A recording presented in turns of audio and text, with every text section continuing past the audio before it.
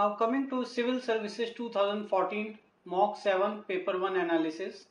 If we see the breakup of topics in history, 16 questions were asked, art and culture 5 questions, polity 15 questions, geography 15 questions, ecology and environment 12 questions, economy 11 questions, science and technology 11 questions, current affairs and general knowledge 10 questions, and from social welfare programs 5 questions were asked. In question number 1, 3 statements are given. We have to see which statement is correct. So the statements are about inner line permit system. So what is inner line permit system? Basically it is an official travel document and which is issued by the government of India, and it allows inward travel of an Indian citizen into a protected or restricted area for a limited period, and it is obligatory for Indian citizens from outside those states to obtain permit for entering into the protected state. And what does this serve for? Basically this document, it regulates the movement to certain areas located near the international border of India, and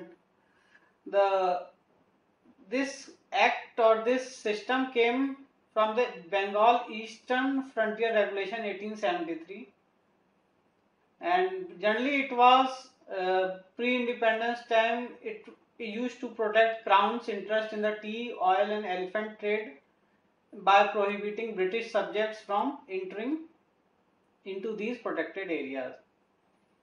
And after independence, the British subjects were replaced by citizens of India in 1950.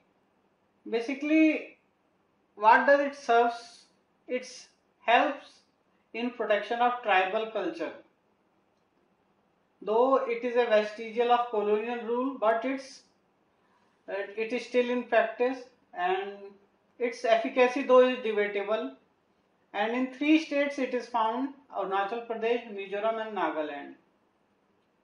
Manipur government, they had applied to central government for the introduction of this system to restrict entry of outsiders in the state, but central government has reportedly turned down this offer. So this is about this inner line permit system.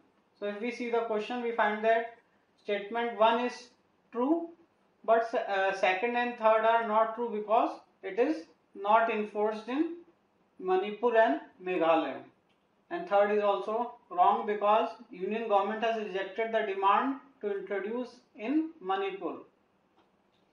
So Mizoram earlier has only this system, so there is no need for rejection of the demand. So answer is A, 1 only. In question number 2, 3 statements are given regarding deposits made by a contesting candidate in the Indian election scenario. So the first statement is true because it is returned, the deposit is returned if the candidate dies before the commencement of the poll. The statement is true. The second statement, it is not returned even if the candidate wins but secures less than 1/6 of the votes polled. This is not true because deposits made by contesting candidate is returned if the candidate wins whatever the votes he secures. So second is not true. And third, it is returned even if the candidate loses but secures more than 1/6 of the votes polled. This is true. So answer is C, 1 and 3 only. In question number 3, consider the following statements regarding Jawahar Bala Arogya Raksha Yojana. So 4 statements are given about this scheme and we have to see which statement is correct. So this statement or this scheme which we are seeing in this question, what is this basically? Basically in year 2010 this scheme was launched by the central government, and this was about school health program.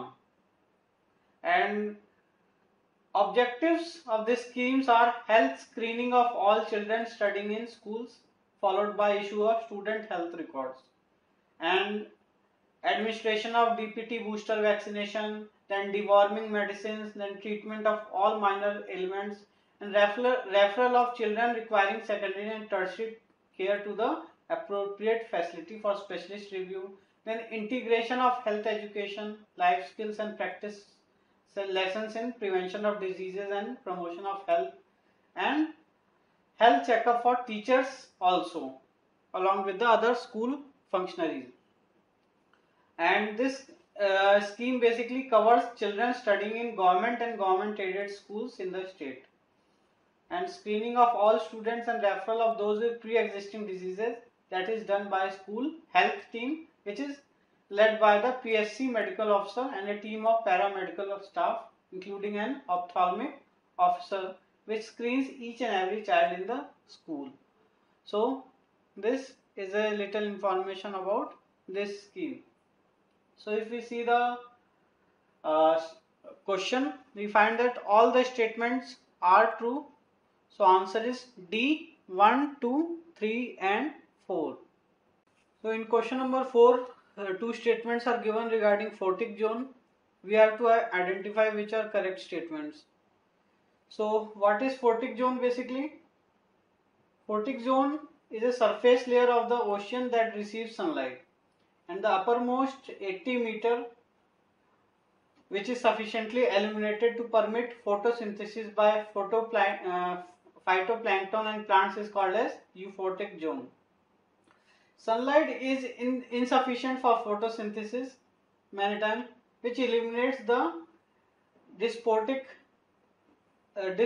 zone, which extends from the base of the euphotic zone to about 200 meter. And the thickness of the photic and euphotic zones, this varies with the intensity of sunlight as a function of season and latitude, and with the degree of water turbidity. So this is little information about the photic zone. So when we see the statements, first statement is true because photic zone is the maximum depth that is exposed to sufficient sunlight for photosynthesis to occur. And second statement is not true because more rivers flow toward the eastern coast of India. That's the reason the photic zone is less deeper on the eastern coast. So answer is A, 1 only. Now coming to question 5, consider the following statements. Nritya corresponds to pure dancing, where the movements of the body do not express any mood and do not convey any meaning. Second, Nrit corresponds to dancing with miming and gesticulation. And third statement, Natya corresponds to a drama. So out of these statements we have to find which are correct ones. In this, the third statement is correct, that is Natya corresponds to a drama, whereas the other two are not true because the Nritya, it corresponds to dancing with miming and gesticulation, whereas Nrit corresponds to pure dancing, where the movements of the body do not express any mood and do not convey any meaning. So it is the other way around. So answer is B, 3 only. Now coming to question 6, revenue deficit in India has remained below fiscal deficit in all the years of the last decade. This is true statement.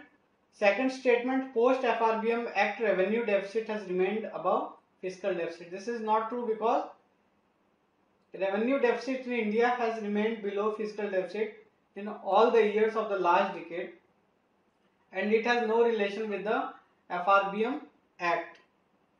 So answer is A, 1 only. So if we see the what is FRBM Act and how it governs the economic system.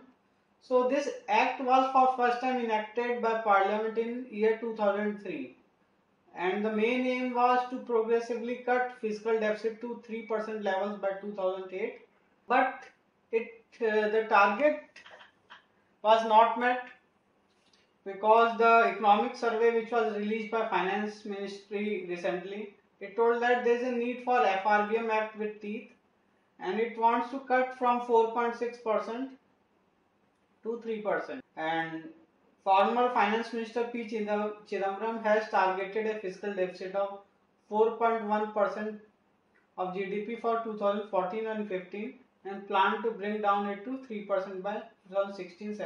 And this act, FRBM Act, this basically put limits on the fiscal and revenue deficit of country, and it targets both. And the targets are to be monitored through the year by setting mid-year targets. And the government was to provide a mid-term fiscal policy statement, fiscal policy strategy statement, and macroeconomic framework statement to Parliament according to this act. So this is about question 6. Now coming to question 7. The mega diverse countries are a group of countries that harbor the majority of the Earth's species and are therefore considered extremely biodiverse. Which of the following comes under the mega diverse countries? 6 countries are given. We have to find which are correct. So if you see this question, what are mega diverse countries? Generally these have the majority of the Earth species, and examples of mega diverse countries are like Australia, Brazil, China, Colombia, Democratic Republic of Congo, Ecuador, India, Indonesia, Madagascar, Malaysia, Mexico, Papua New Guinea, Peru, Philippines, South Africa, USA and Venezuela. So if we see the options, we find that Canada and Kenya are not part of this mega diverse countries. So answer is 1, 2, 3, 5. That is D option. Now coming to question 8. Consider the following statements regarding the position of Shudras during the age of Buddha in India. So 2 statements are given. We have to find which are correct ones. So first statement is they were appointed to high post in administration. This is not true. Jainism and Buddhism improved their position on a large scale. This is also not a right statement. So answer is D, neither 1 nor 2. Because the position of Shudras that was not impacted during the age of Buddha in India, though they could admit or join any new religious orders, but Shudras could not be appointed to high post during this age of Buddha in India. And even Jainism and Buddhism, they could not bring any major improvement in their material life. So both the statements are incorrect. So answer is D, neither 1 nor 2. Now coming to question 9. It is from Indian polity area. 3 statements are given regarding constitutional rights of children in India. We have to find which are correct statements. And so the first 2 statements are true. The third statement is incorrect because there is no provision of free food for child below 10 years of age whose family is living below the poverty line in constitutional rights of children in India. So third is not part of any constitutional rights. So answer is A, 1 and 2 only. Now coming to question 10. If your body is falling freely towards the earth, then which of the following statements regarding Newton's law are correct? So Newton's law, we know there are 3 Newton laws, and the statements first is correct. The force exerted by earth on the object and the force exerted by the object on the earth is equal in magnitude. This is correct statement. Second and third are not correct. Similarly, fourth is also true. So answer is C, 1 and 4 only. Because acceleration of earth towards the object is negligible when compared to the acceleration of the object towards the earth. And also the mass of Earth is very large, as you know, compared to a small object. So we cannot notice the motion of Earth towards object, but force exerted on each other is the same. So answer is C, 1 and 4 only. Now coming to question 11. Consider the following statements regarding Jallikattu. So Jallikattu is a bullfight in Tamil Nadu during the Pongal celebrations on Mattu Pongal day. So with that information, if we see, recently Supreme Court has banned use of bulls for Jallikattu events because it is very inhuman practice and many bulls they get injured or many die. So Supreme Court has taken notice of this game and it has banned use of bulls for Jallikattu events. So first statement is true, second is incorrect because Jallikattu bullfights are centuries old annual sport of Tamil Nadu, not Assam. So answer is A, 1 only. Now coming to question 12. Consider the following statements regarding solar pond. So, and all the statements given here are correct. So answer is D, 1, 2 and 3. So what is solar pond? So solar pond is a pool of salt water which acts as a large scale solar thermal energy collector with integral heat storage for supplying thermal energy. And this can be used for different applications such as process heating, desalination, refrigeration, drying and solar power generation. And basically what are advantages of this? Basically this is particularly good for rural areas in developing countries, and very large area collectors can be set up for just the cost of the clay or plastic pond liner. And there is no need of separate collector for this thermal storage system. Though it has good efficiency also, the energy obtained is in the form of low grade heat of 70 to 80 degrees centigrade compared to 20 degree ambient temperature. And the largest operating solar pond for electricity generation is in Beit Harava pond, which is in Israel, and since 1988 it is working. And in India, as we know, it has been built in Bhuj, and this project was sanctioned under National Solar Pond Program by Ministry of Non-Conventional Energy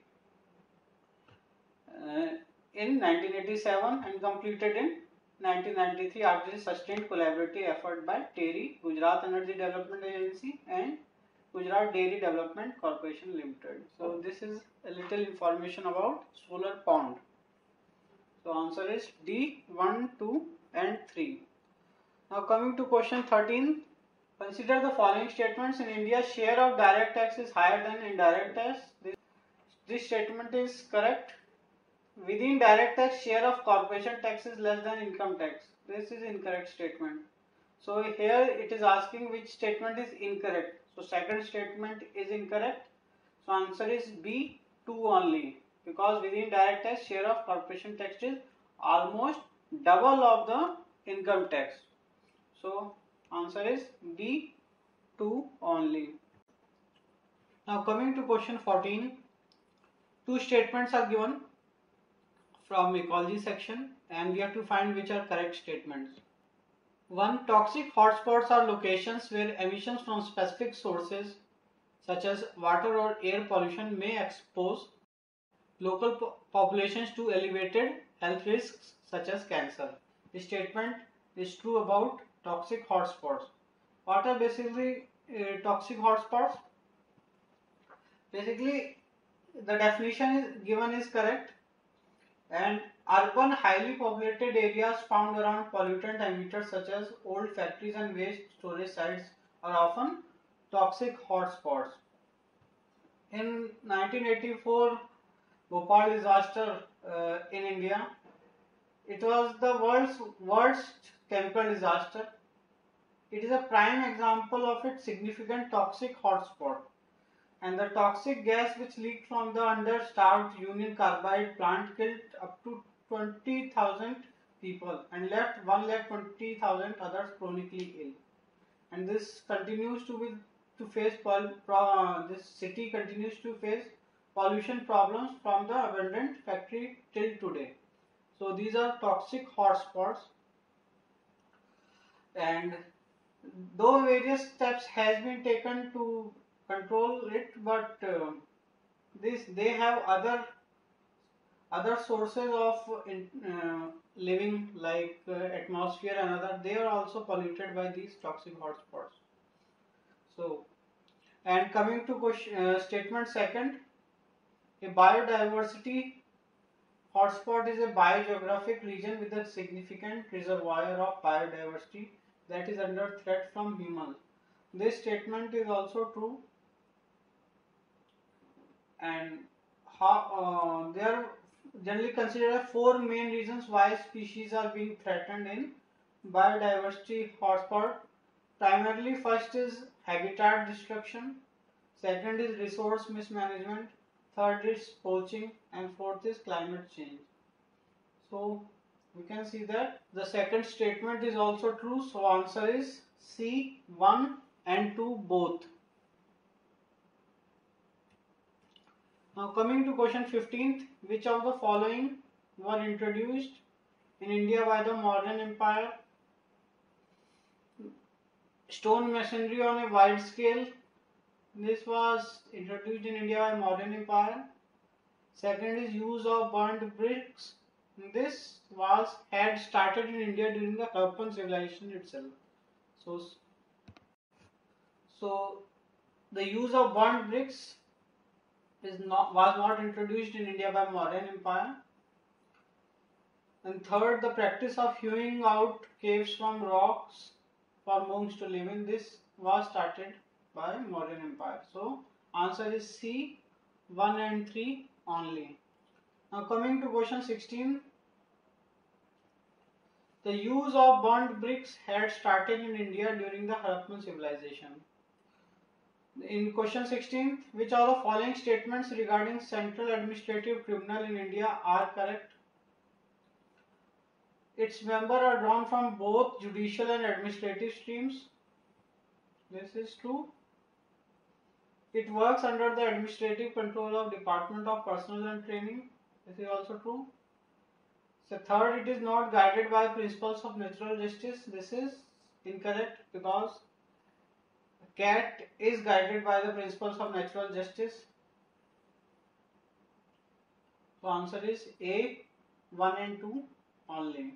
And basically these are established for adjudication of disputes with respect to recruitment and conditions of service of persons appointed to public services and post in connection with affairs of union or other local authorities within the territory of India or under the control of Government of India.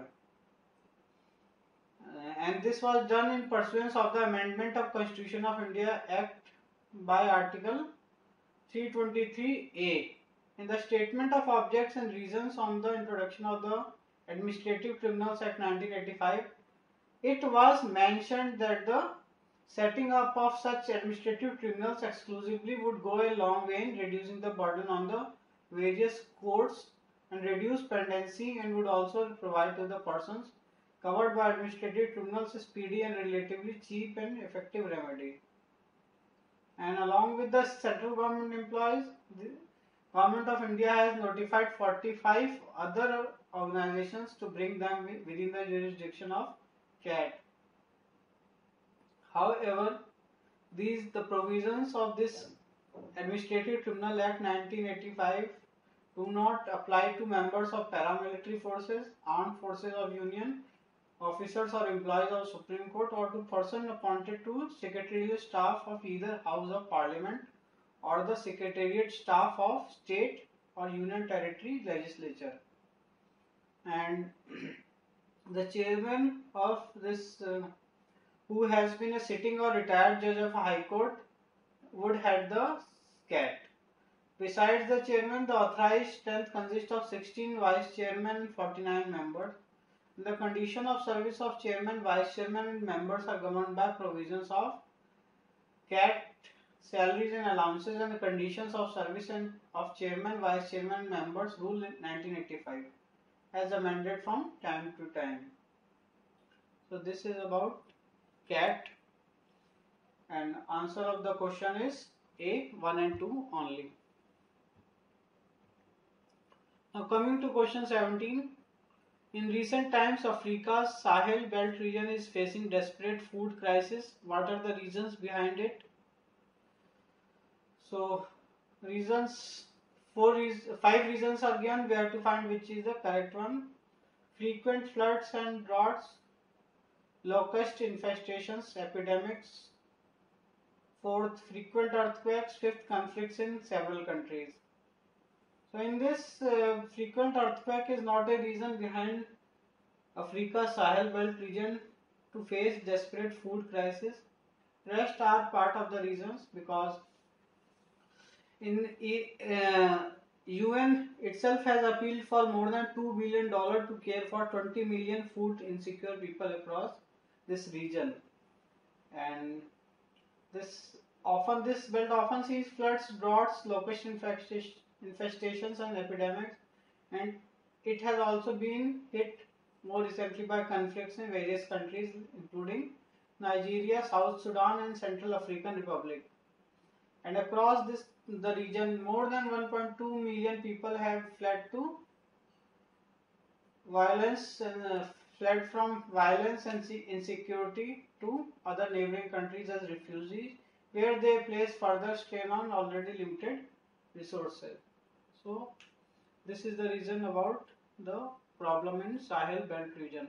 So answer of this question is D, 1, 2, 3 and 5. Now coming to question 18, what does 2.5 in PM 2.5 represents? So what is PM 2.5? Basically it is particulate matter 2.5, and so atmospheric particulate matter, also known as particulate or particulate matter PM, are tiny pieces of solid or liquid matter associated with the Earth's atmosphere. They are suspended in the atmosphere as atmospheric aerosol, a term which refers to the particulate or air mixture as opposed to the particulate matter alone. And however, it is common to use the term aerosol to refer to particulate component alone. And sources of particulate matter can be man-made or natural. Basically, they adversely affect human health and also impact climate and precipitation. And there are a number of subtypes of atmospheric particle matter like suspended particulate matter SPM, respirable suspended particle RSP, that is particles with diameter of 10 micrometer or less, fine particles diameter of 2.5 micrometers or less, or ultra fine particles and soot. So this 2.5 in this PM 2.5 represents the size of particulate in microns. So answer is C, size of particulate. Now coming to question 19, in the present scenario, the sugar industry of northern India is becoming crisis industry, while sugar industries of South India are becoming symbol of prosperity. Why? This question from Indian Geography talks about what are the climatic conditions and why it is impacting the sugar industry as such. Here the three statements given are true. The fourth statement is not true, because the making of products other than sugar like gur or khandsari from sugarcane is growing concern, but it is not limited only to the North India. People generally prefer to due to high transportation cost, labor cost, tax evasion, etc. Apart from this, due to local wind low in northern India, the sucrose content of cane decreases. So due to this reason only, the sugar industry of southern India is becoming a symbol of prosperity, whereas northern India crisis industry is becoming. So answer is C, 1, 2 and 3. is the right answer. Question 20. It is generally observed that the quality of radio transmissions get improved during night time as compared to daytime. In this context, consider the following statements. So, three statements are given. This canally heaviside layer or E layer reflects the medium radio waves and helps in short distance communication. This is true. The Appleton layer or F layer reflects the short radio waves and helps in long distance communication. This is also true. But third statement is not true. So answer is A, 1 and 2 only. Why third is not true? Because during the daytime the solar wind presses E and F layer closer to the earth. Due to this reason, it limits how far it can reflect radio waves. Conversely, if we see in the night or lee side of the earth, the terrestrial radiations drag these layers further away, and this greatly increases the range which radio waves can travel by reflection.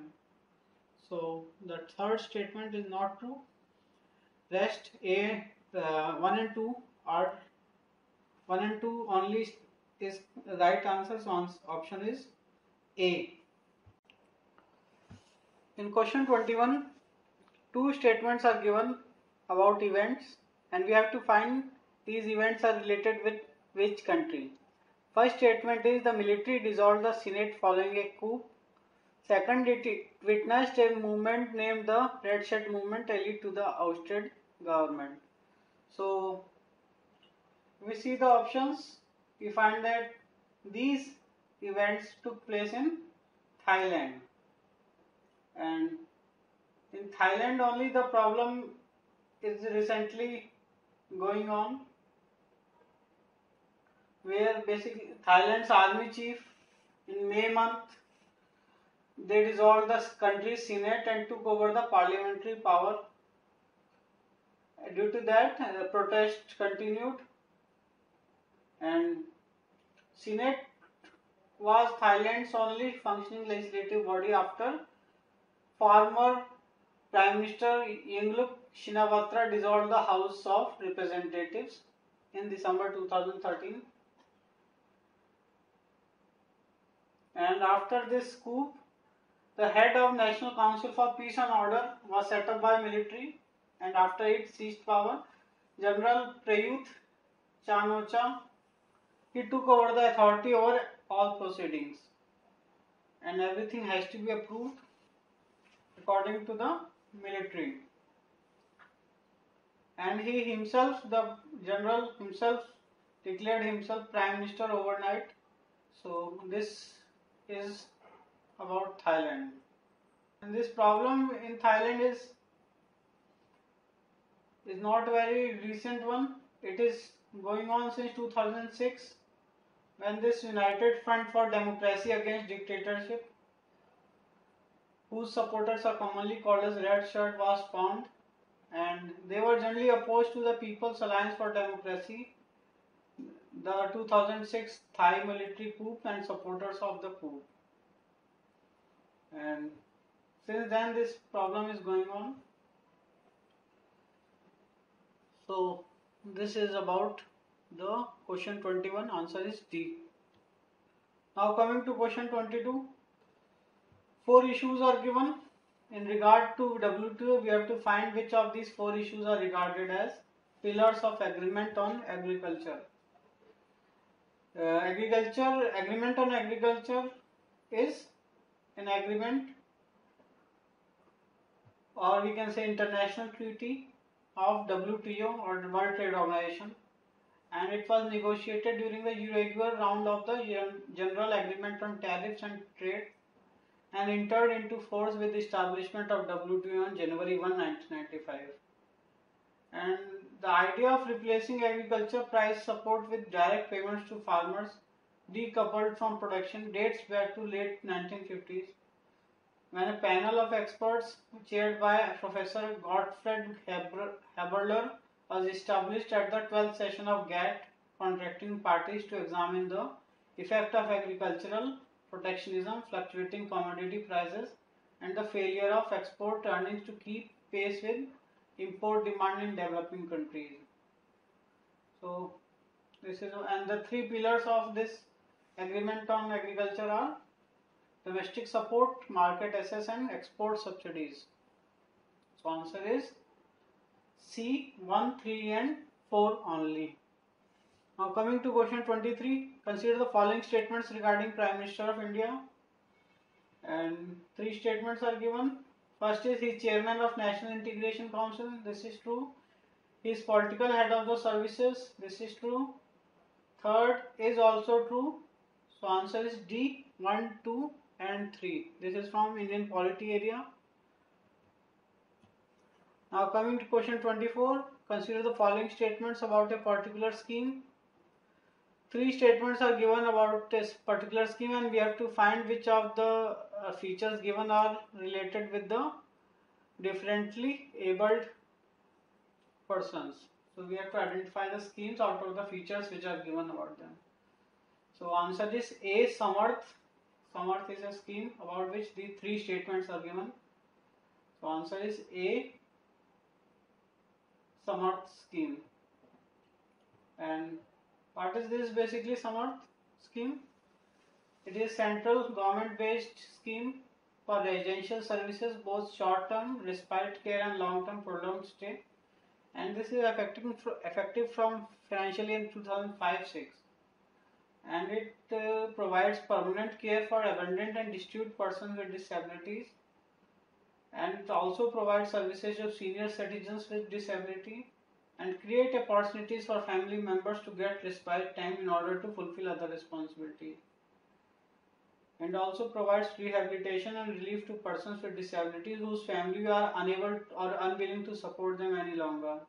This is about the scheme, and they provide residential facilities in this scheme. In addition, activities also include early intervention, special education or integrated school, open school, pre-vocational and vocational training, employment-oriented training, recreation, sports, etc. Now coming to question 25, consider the following statements regarding difference between Hindustani and Carnatic style of music. So there is a purity of application of Shrutis and Swaras in Carnatic style of music, unlike Hindustani music. This is true because Shrutis and Swaras are more purely applied in Carnatic style of music, whereas in Hindustani style, generally it gives precedence to swar over shabd, whereas in Carnatic style the performer gives equal importance to both swar and shabd. So if we see with this information, if we see the second statement, it is incorrect. So answer is A, 1 only. And this, what is essential elements of music? If we see, generally there are three fundamental constituents of music. One is swar or sound, second is tal, and third is rag or melody. And swar or sound, basically it is composed of different, any music or is based on swar. And basic swar in Indian music is called as sadaj, and it is also known as basic swar. And in Indian music, if we see, swars are not related with fixed pitch, unlike in Western music. And a shruti is a microtone which creates a swar by adhering to a particular pitch. So this is about the music components, etc. The answer of question number 25 is A, 1 only. In question 26, at which place it has been decided to set up a conservation and breeding center for Great Indian Bustard in India? So 4 options are given. Right answer is Kutch region. So right answer is B option.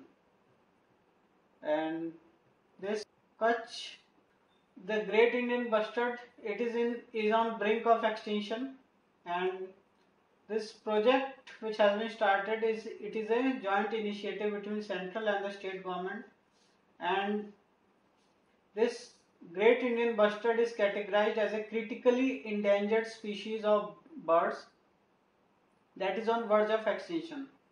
And in Gujarat, its number was just 48 in the census that was carried out in 2007. And though this bird is also sighted in patches of Andhra Pradesh, Rajasthan, Karnataka, and Maharashtra and Rajasthan, and they account for almost 50% of the population in the country, while Gujarat houses their second highest number. And the model for the conservation and breeding center being worked out is that the center funds 75% of project while the arrangement of the 25% is done by the government of Gujarat. And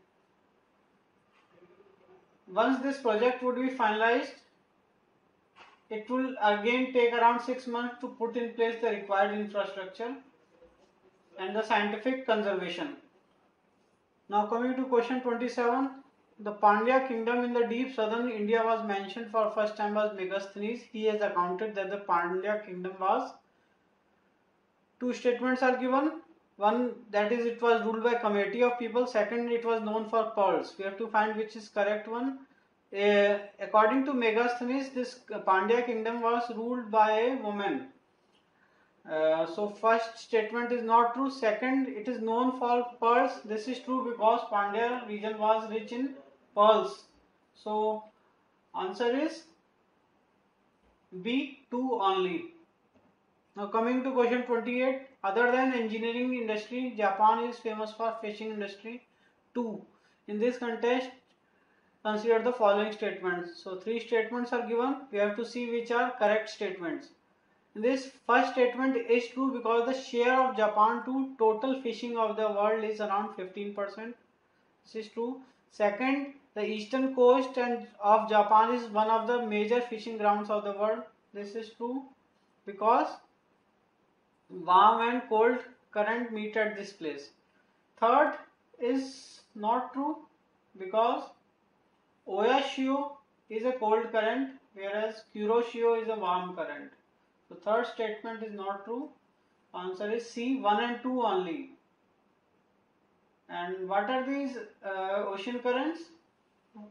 Basically, these are continuous directed movement of sea water generated by the forces acting upon this mean flow, such as breaking waves, wind, Coriolis effect, etc. And they can flow for great distances, and together they create the great flow of global conveyor belt. And this plays a dominant part in determining the climate of many of the Earth's regions. And perhaps we can say the most striking example is Gulf Stream, which makes the northwest Europe much more temperate than any other region at the same latitude. And another example is Lima in Peru, where the climate is cooler than the tropical latitudes in which the area is located due to effect of Humboldt current. So this is about oceanic currents. So answer of question 28 is C, 1 and 2 only. Now coming to question 29, raindrops fall freely from an average height of 3000 meter from the surface of Earth. If this is the case, they would have reached Earth at an average speed of 900 km per hour, which is not true. Suggest proper reason for this. In this, the reason for this phenomena is that air resistance opposes the motion and net force on drop is zero as it reaches a certain velocity. Though net force is zero, drop continues to move with the same speed. So answer is C for question 29. Now coming to question 30, which among the following statements regarding Central Social Welfare Board of India is correct?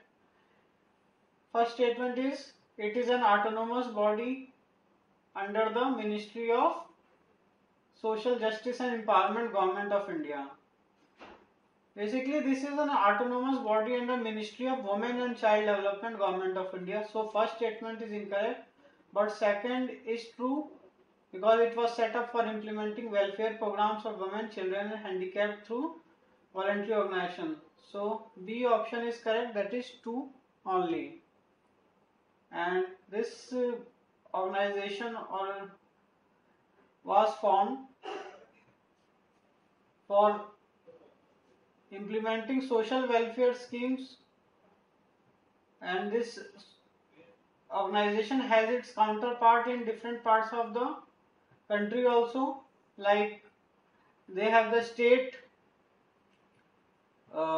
social welfare board also, which are connected with central social welfare board, and this board was set up in 1953, central social welfare board, and this runs many schemes to empower women and it provides for needs of children. It implements various programs like condensed courses of education and vocational training, awareness generation program for rural and poor women, socio-economic program, and also provides support services and voluntary action bureaus or fund and family counseling centers. So it runs many of the schemes. So coming to question 31, which of the following countries is or are not involved with recent process of quantitative easing? Options given are 1, 2, 3, 4. 1 is USA, second UK, third Japan, fourth China. So which of the following countries is not involved? In this, only China is not involved with the recent process of quantitative easing, whereas after 2007, United States of America, United Kingdom, Europe and Japan, they basically practice the policy of quantitative easing.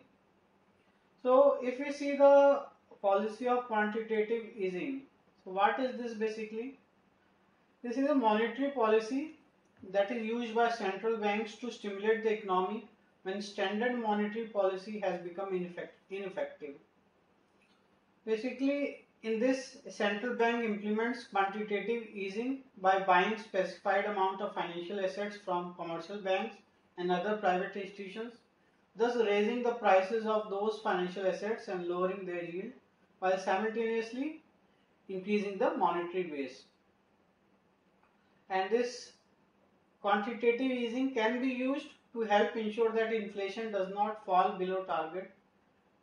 And according to IMF and various other economists, quantitative easing undertaken since the global financial crisis of 2007-8 has mitigated some of the adverse effects of the crisis. So this is about quantitative easing. Answer of question is 4 only, that is D option. Now coming to question 32. The Human Development Index is calculated on the basis of life expectancy at the time of birth, adult literacy rate and gross enrollment ratio. Third option is not true. NNP per capita is not used for calculation of Human Development Index. So answer is C, 1 and 2. While calculating HDI, real GDP per capita is adjusted, not NNP per capita. And this Human Development Index, this we know is a composite statistic of life expectancy, education and income indexes that is used to rank countries into 4 tiers of human development. It was created by Pakistani economist Mehboob ul Haq and Indian economist Amartya Sen in 1990 and was published by the United Nations Development Programme. And this in 2010 Human Development Report, a further inequality adjusted Human Development Index was introduced, that is IHDI was introduced. While the simple HDI remains useful, it was stated that IHDI is the actual level of human development accounting for inequality, and HDI can be viewed as an index of potential human development of a country. So this is about Human Development Index. So answer is C, 1 and 2 only. Coming to question 33. How stocks of organic carbon buried in deep soils can contribute to global climate change? Through soil erosion? Yes. By means of agriculture? Yes. Through surface forest fire? This is not the reasons. So answer is A, 1 and 2 only. Deep soils can contain long buried stocks of organic carbon which could, through erosion, agriculture, deforestation, mining and other human activities, that contribute to global climate change, but surface forest fire is not an effective agent in this regard.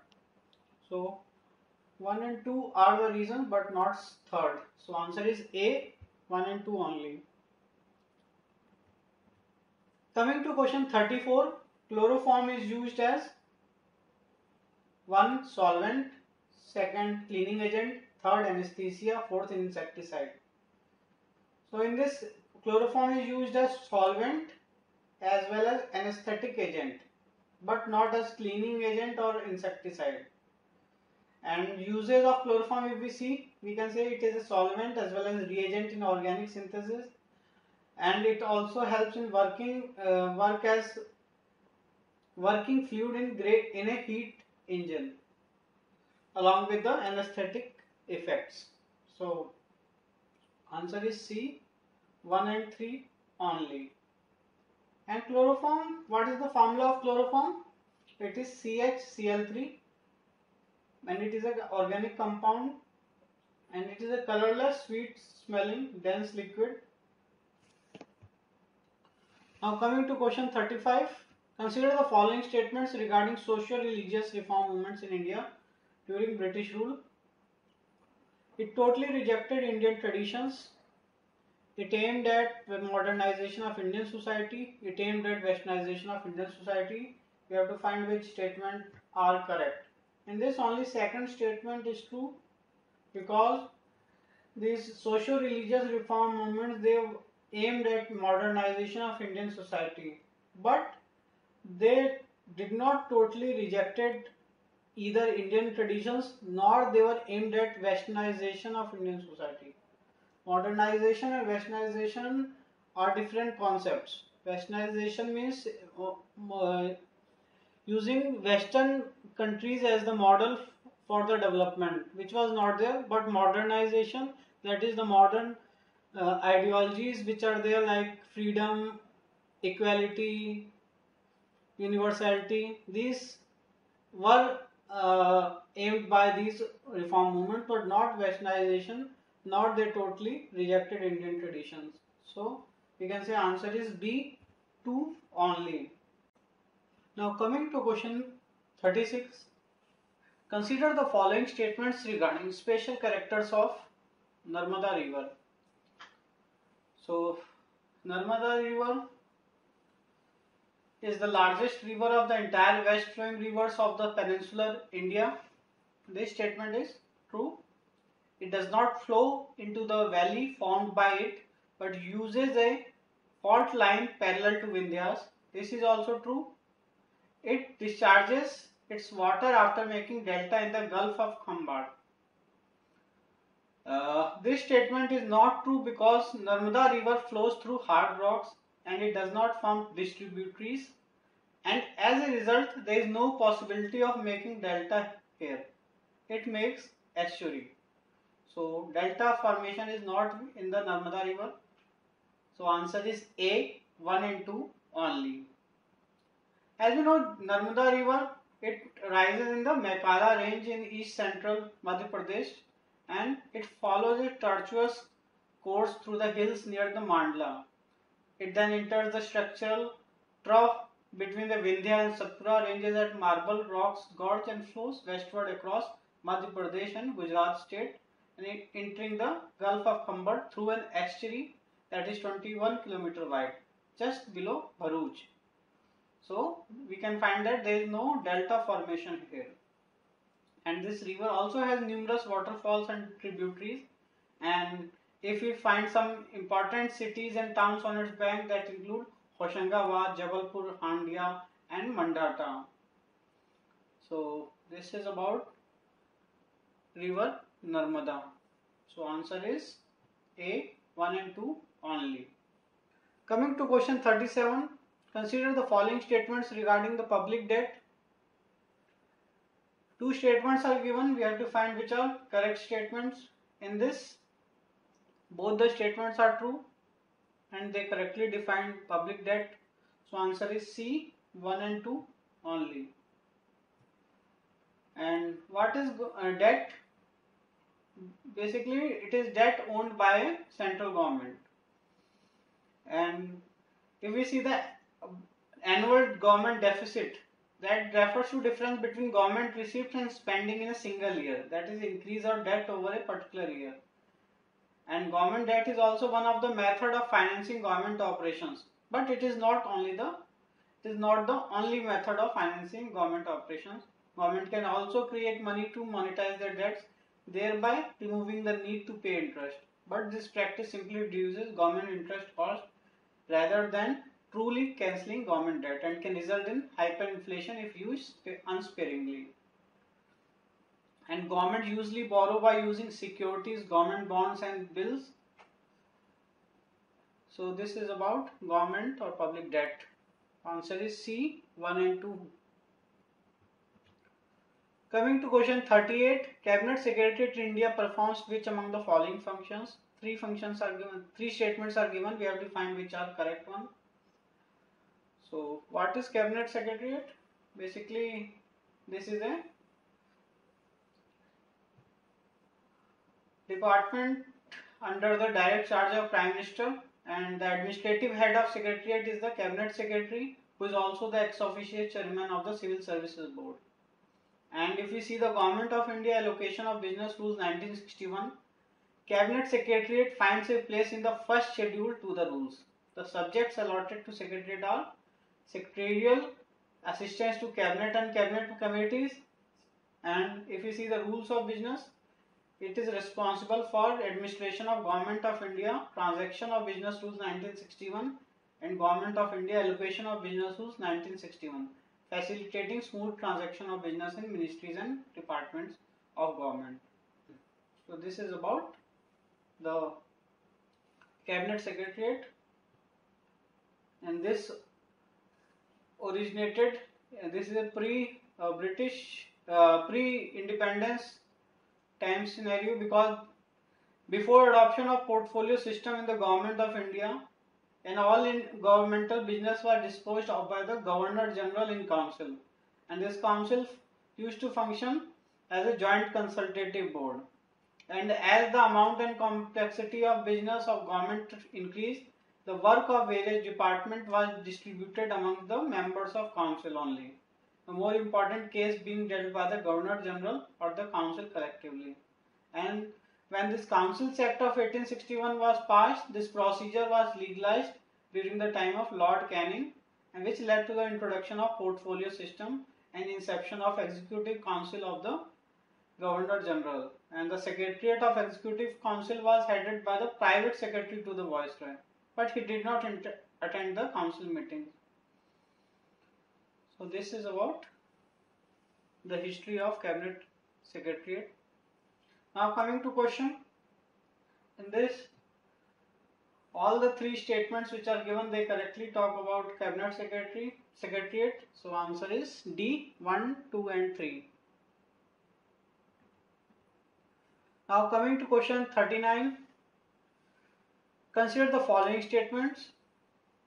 In this first statement is not true, because a resistive touchscreen panel comprises several layers including two thin transparent electrically resistive layers which are separated by a thin space.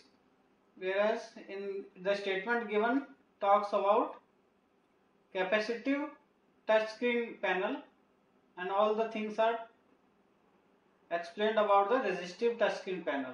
So first statement is not true. The second statement is true, because when a user touches a capacitive touchscreen, some charge is transferred to the user from the screen. So this is correct. So answer is B, 2 only. Now coming to question 40, how climate change adversely affects human beings and other living organisms. 4 statements are given. We have to see which are correct statements. So in this, the first, second and third statements are correctly explaining why climate change adversely affects the human beings and other living organisms.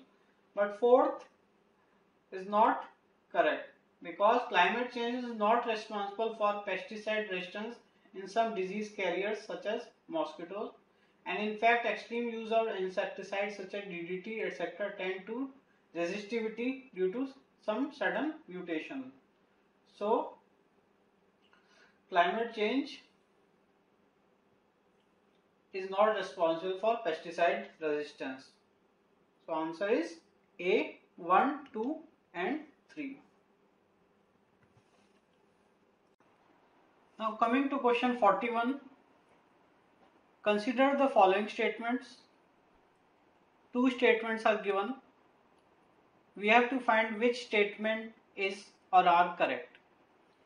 So the first statement, India has been removed from priority watch list countries in the latest US 301 report recently. This statement is incorrect because India is still in the priority watch list countries. Second statement, US has imposed sanctions under section 306 of US Trade Act recently. US has not imposed sanctions, though it has concerns about India. So we can say that neither one nor two statement is correct. So answer is D, neither one nor two. So what is this special 301 report? This report is prepared annually by the Office of the United States Trade Representative under section 301, which has been amended as Trade Act of 1974. And this report basically identifies trade barriers to US companies and products due to the intellectual property laws such as copyright, patents and trademarks in other countries. And regarding India, though US government has growing concerns about the environment and enforcement of intellectual property in India, but in this report it has decided against imposing the strongest possible sanction. And this, in its annual special 301 report, the US Trade Representative has kept India on its priority watch list but decided against listing it as priority foreign countries, which is of, these are those countries which have particularly serious concerns. So this is about US 301 report. So answer is D. Now coming to question 42, with regard to foreign currency non-resident accounts FCNR, consider the following statements. So 4 statements are given, we have to find which are correct one. Here first and second statement are true, third and fourth are not true because the recurring deposits are not allowed in foreign currency non-resident accounts. So third is incorrect. Similarly, the fourth statement is also incorrect because loan facilities available on this account but not for investing in real estate, agriculture, re-lending, etc. And interest earned on these accounts are not taxable in India. So we find that this account is a totally a new type of initiative which, and in this account the NRIs, they can keep foreign currency as such without any conversion. So hassles of conversion are reduced through such type of accounts, and these accounts now only term deposit schemes are available to this account type, and the period can be more than a year and a maximum of 5 years. So, and the currency in the account is, though it is convertible to the Indian currency freely. So this is about FCNR. So answer is C, 1 and 2 only. Now coming to question 43, hard pen refers to, 4 options are given. We have to find which is correct statement about hard pen. Correct here is C, a solid structure on the Earth's surface. So Hard pan basically, if we see in soil science, hard pan is a general term for a dense layer of soil usually found below the uppermost topsoil layer. And there are different types of hard pan, all sharing the general characteristic of being a distinct soil layer that is largely impervious to water. And the soil structure strongly affects its tendency to form a hard pan, and one such common soil condition related to hard pan is soil pH. Acidic soils are most often affected due to the propensity of certain mineral salts, most notably iron and calcium, to form hard complexes with soil particles under acidic conditions. So this is about hard pan. And also in dry climate, when evaporation is more than precipitation and hence groundwater is brought to surface by capillary action, and in the process water evaporates leaving behind salts in the soil, this is called as hard pan. So answer is C, a salt structure on the earth's surface. Now coming to question 44, which of the following conditions will lead to the disqualification of a member of parliament in India? So three conditions are given. You have to find which will lead to disqualification of a member of parliament in India. In this, first and third will lead to disqualification of member of parliament, but second is incorrect because in cases of corruption along with the disloyalty to the state will be the factor which will be considered if the person is dismissed from government services on these acts for disloyalty of state and also in corruption. So second is incorrect. So answer is C, 1 and 3 only.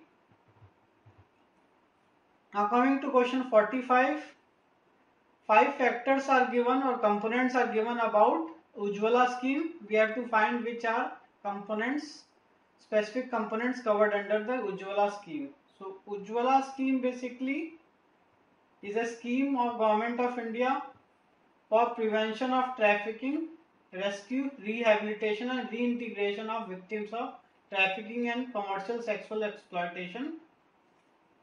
And this scheme provides prevention through formation of community vigilance groups and awareness and sensitization of key functioning rescue and safe withdrawal of the victim from the place of exploitation. And the provisions have also been made for rehabilitation, which includes safe shelter for victims with basic inputs of food, clothing, counseling and vocational training. So in this all factors are there except for recreation is not part of Ujjwala scheme, and the scheme was launched in year 2007. So answer is C, 1, 2, 3 and 5. Now coming to question 46. What is arabesque? 4 options are given. In this, right answer is A. It is the decoration of walls of the tombs and palaces by calligraphy or by geometrical denaturalized vegetal ornamentation. So this is basically an Islamic art, or we can say, and it is used in the decoration of various tombs and palaces.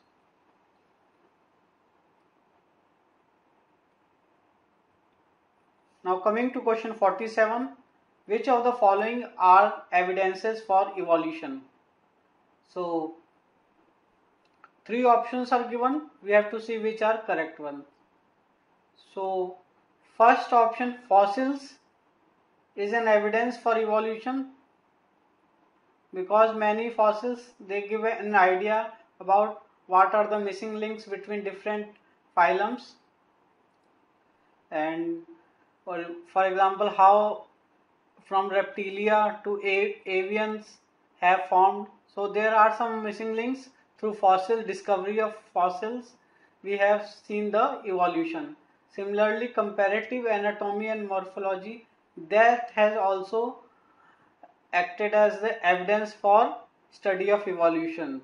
So how the previous things are there, comparative anatomy, how are the homologous organs.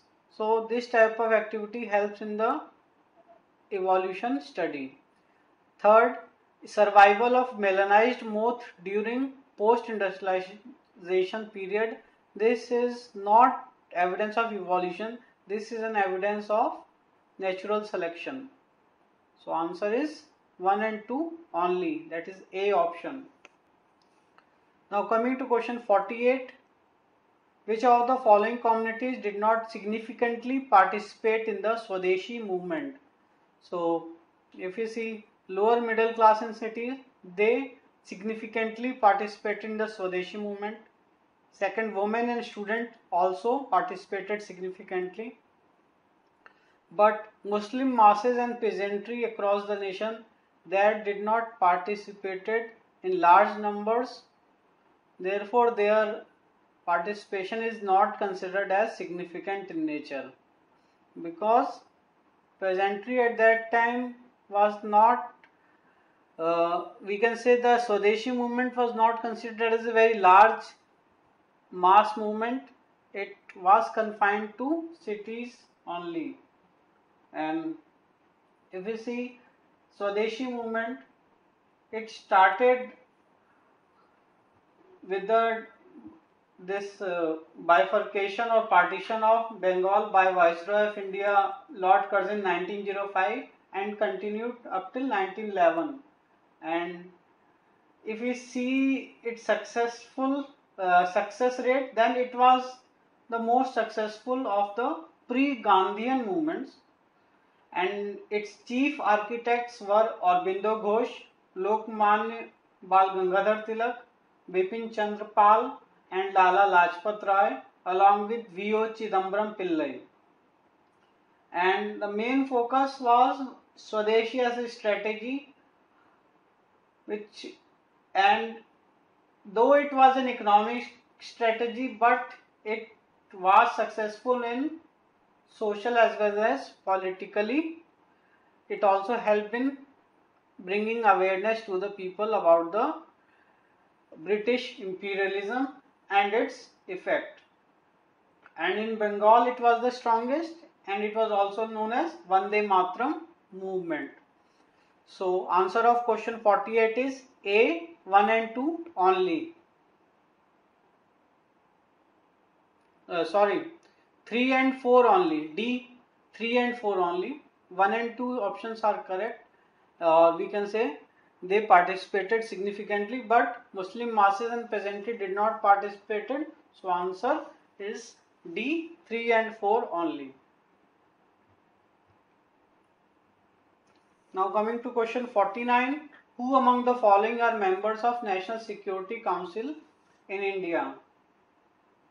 So National Security Council is an apex agency looking into the country's political, economic, energy and strategic security concern, and it was established by Atal Bihari Vajpayee government on 19th November 1998, and Brijesh Mishra was the first National Security Advisor. And if we see, prior to formation of this NSC, these activities were overseen by the Principal Secretary to the Prime Minister.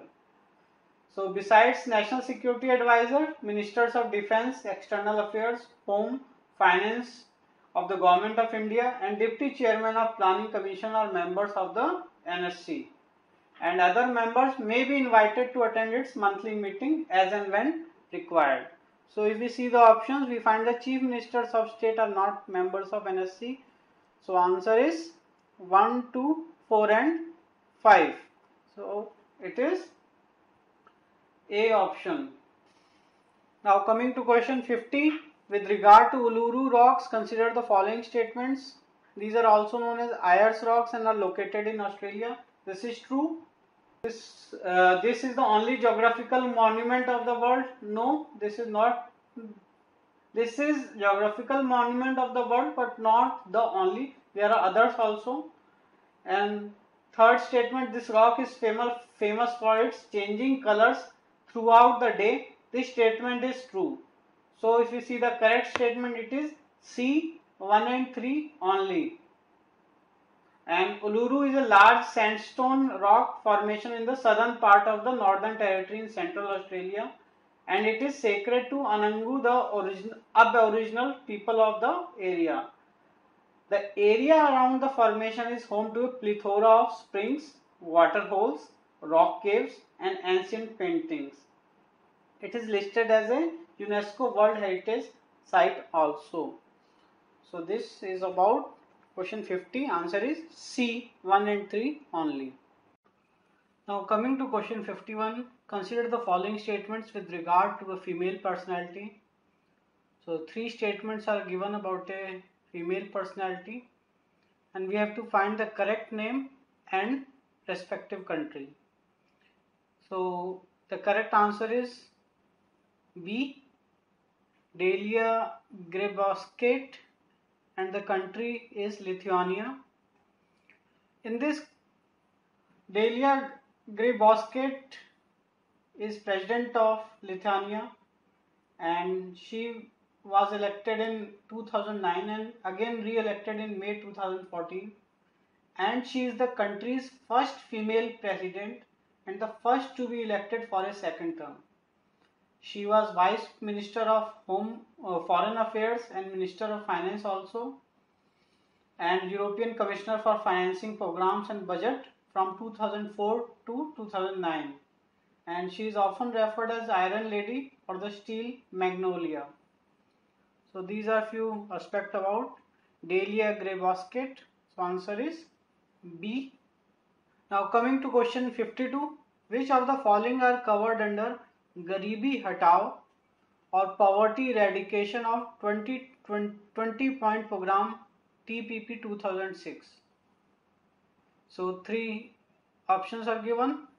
SHGs, rural business hubs in partnership with Panchayat, and third, budget flow of funds. So we have to see the correct answer. In this, if we see the options, we will see that the first and second, they are part of Garibi Hatao program of 20-point program, but budget flow of funds is not covered under it. It is covered under point number 2 under Jan Shakti, that is power to people. And what is this program, 2020 program? This program, 20-point program, was initially launched by Prime Minister Indira Gandhi in 1975 and was subsequently restructured in 1982 and again in 1986. And with the introduction of new policies and programs, it has been finally restructured in 2006 and it has been in operation at present. The programs and schemes under TPP 2006 are in harmony with the priorities of National Common Minimum Program, the Millennium Development Goals of United Nations, and SARC Social Charter. And the restructured program called 20-point program 2006 was approved by Cabinet on 15th October 2006 and operated with effect of 1st April 2007. So what is the basic objective? The basic objective is to eradicate poverty and to improve the quality of life of the poor and the underprivileged population of the country. And it covers various socio-economic aspects like poverty, employment, education, housing, health, agriculture and land reforms, irrigation, drinking water, etc. And the initial program consisted of 20 programs. Again in 2006 it restructured, for example, poverty eradication, power to people, support to farmers, labor welfare, etc. Around 20 points were again restructured, and the monitoring of the program at the center has been assigned to the Ministry of Statistics and Program Implementation, Government of India. And the management information system relating to 20-point developed by ministry consists of a monthly progress report and yearly review of programs, point wise, item wise and state wise. So these are few of the detailed aspect about this 20-point program. Answer is A, 1 and 2 only.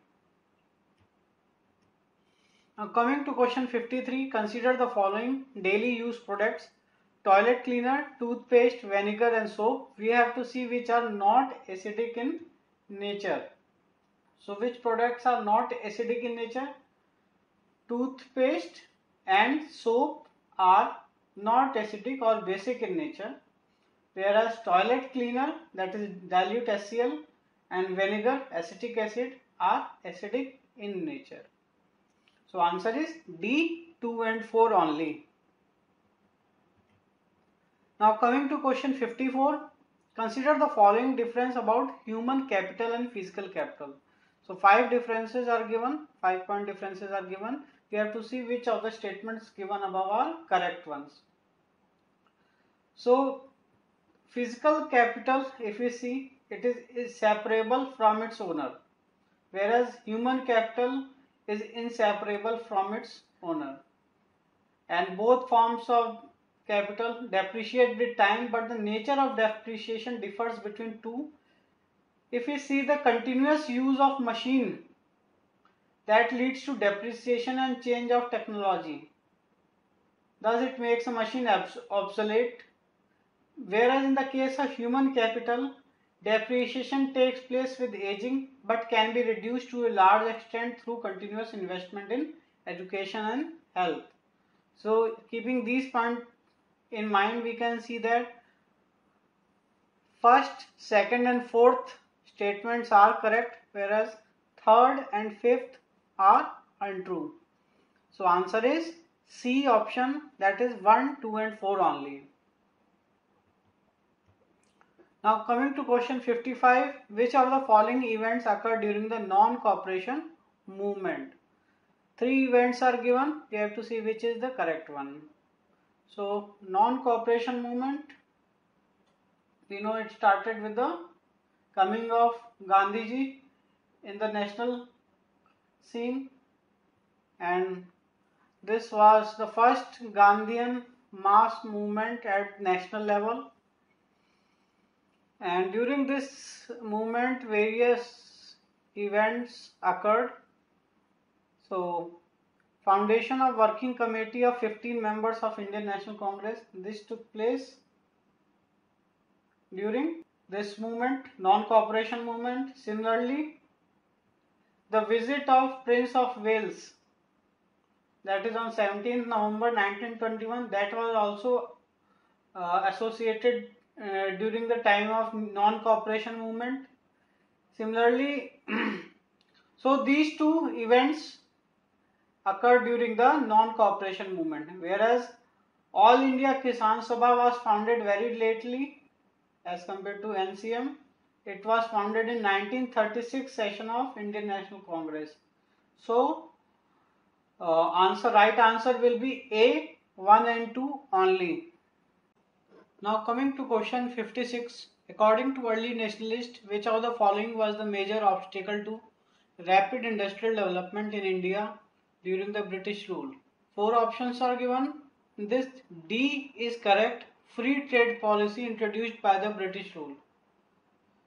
Basically, the free trade policy introduced by British was quite damaging for the Indian entrepreneurs or Indian industry. Earlier, Indian handloom had a big market in Europe, and Indian textiles such as cotton, linen, silk and woolen goods already had markets in Asia and Africa. But with the coming of industrialization in England, the textile industry there made important headway, and there was now reverse of the direction of textile trade between Britain and India, and there was massive import of machine-made clothes from English factories to Indian markets. This import of large amount of products manufactured by mechanical looms in England led to increased threat for the handicraft industries, as the British goods were sold at a much cheaper price. Then what happened? The British succeeded in selling their goods at a cheaper price, as foreign goods were given free entry in India without paying any duty. Whereas on the other hand, Indian handicrafts were taxed heavily when they were sent out of the country. Besides, under the pressure of its industrialists, British government often imposed a protective tariff on Indian textiles. Therefore, within a few years, India from being an exporter of clothes became an exporter of raw cotton and an importer of British clothes. This reversal made a huge impact on the Indian handloom weaving industry, leading to its virtual collapse. It also created unemployment for a large community of weavers.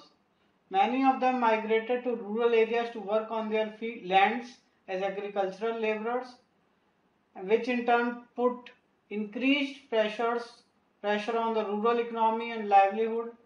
And this process of uneven competition faced by Indian handloom industry was later dubbed by Indian nationalists as deindustrialization. So the free trade policy introduced by British rule was the main cause to rapid industrial development in India during the British rule. So answer is D for question number 56. Now coming to question 57, consider the following statements regarding magnetic hills in India. It is situated on Lake Kargil Srinagar National Highway. This statement is true. Coming to second statement, it has become one of the important offbeat tourist destinations in India. This statement is not true because offbeat tourism is something more concerned with adventure tourism like rafting, trekking, etc., and generally located at a short distances from metropolitan cities. And this is not the scenario with Lake Kargil Srinagar National Highway or the magnetic hills. So this is not offbeat tourist destination. So second statement is incorrect. Third statement is such type of hills is also called anti-gravity hills because here they stops working on the object. This statement is not true because gravity works in magnetic hill, but the layout of the surrounding landscape produces the optical illusion so that a very slight downhill slope appears to be an uphill slope. Thus a car left out of gear will appear to be rolling uphill against gravity, and there are hundreds of recognized gravity hills around the world. So second and third are not true. Only first statement is true. So answer is A, one only. Now coming to question 58, consider the following statements regarding Planning Commission of India. Three statements are given which we have to find which are correct statement. Planning Commission of India basically is the central planning organization in the country, and its function is to formulate a plan for the most effective and balanced utilization of the country's resources. We know that our resources are limited, so if we want to progress, then our resources should be effectively utilized for the country's development. So Planning Commission's function is to formulate such a plan so that our limited resources are used in an effective way. So first statement is true about Planning Commission. Second statement, deputy chairman of it enjoys the rank of a cabinet minister. This statement is also true. And third statement, central ministers cannot be appointed as members of the commission. This statement is not true because some central ministers can be appointed as part-time members of the commission. So first and second statement are true. Third is incorrect. So answer is A, 1 and 2 only. Now coming to question 59. Which of the following drugs that are normally used as medicines to help patients cope with mental illness like depression and insomnia are often abused? In this question, all the drugs are normally used as medicine to help patients cope with mental illness like depression and insomnia, but they are often abused or wrongfully used. So answer is D, 1, 2, 3 and 4. All 4 are abused. Now coming to question 60, consider the following provisions. Which of the provisions given above are clearly mentioned in the Gandhi-Irwin Pact? So Gandhi-Irwin Pact was a pact which was signed between Mahatma Gandhi and the then Viceroy of India, Lord Irwin, on 5th March 1931. And some salient features of this act were: the Congress would participate in the Round Table Conference. Congress would discontinue the civil disobedience movement, and the government would withdraw all ordinances issued to curb the Congress, and Congress would withdraw all prosecutions relating to offences other than violent one, and the government would release all persons undergoing sentences of imprisonment for their activities in the civil disobedience movement. So this was the provision under Gandhi-Irwin Pact, and so the first, second and third are true. Fourth statement is not true because participation of Indian National Congress in the second round table conference was not clearly mentioned in the Gandhi-Irwin Pact. It was understood that Congress will participate, but it was not explicitly mentioned in the pact. So answer is A, 1, 2 and 3 only. Now coming to question 61. Recently European Union is facing serious threat to its existence. Why? So three statements are given. We have to see which is the correct reason for the threat perception which is felt in European Union. So first statement, after recent elections, Eurosceptic surge has been seen as an earthquake in EU polls. This is there because many political parties which are hostile towards EU have topped in Britain, Denmark, France and Greece in European Parliament elections. And far-right and anti-EU parties have made sweeping gains in the European Parliament elections also. So all these are reasons for the threat perception which is being felt for the existence of European Union. So what is European Union? It is a union of 28 member states that are primarily located in Europe, and this system of European Union operates through a system of supranational independent institutions and intergovernmental negotiation take place by member states. The institutions of EU are European Union, Council of European Union, European Council, Court of Justice of European Union, European Central Bank, Court of Auditors and the European Parliament. The European Parliament is elected every 5 years by European Union citizens. So this is in a nutshell about the European Union. So answer is D, 1, 2 and 3. Now coming to question 62. With reference to Depositors Education and Awareness Fund, consider the following statement. Three statements are given about the Depositors Education and Awareness Fund.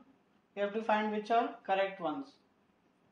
So depositor, this RBI had notified this scheme, Depositor Education and Awareness Scheme, in 2014, and due to this, banks will calculate balances in accounts, that is inoperative accounts and balances remaining unclaimed for 10 years along with accrued interest a day prior to effective day, that is May 23. They will transfer such amounts to Depositor Education and Awareness Fund on June 30, 2014, and subsequently banks will transfer the amounts becoming due in each calendar month and interest on the last working day of the subsequent month. So this is basically about the fund which is left in the banks or unoperational from the last 10 years. So coming to our question, the first statement is correct, second statement is also correct, but the third is not true because this fund, the Depositor Education and Awareness Fund, will be created only for the depositors' awareness and has nothing to do with any other kind of loans like educational loans, etc. So third statement is incorrect. Answer is C, 1 and 2 only. Now coming to question 63. This is from ecology section. The run of Kutch, Gir and Girnar have many ecological and historical importance and value. For that, it has been proposed to declare them World Heritage Site.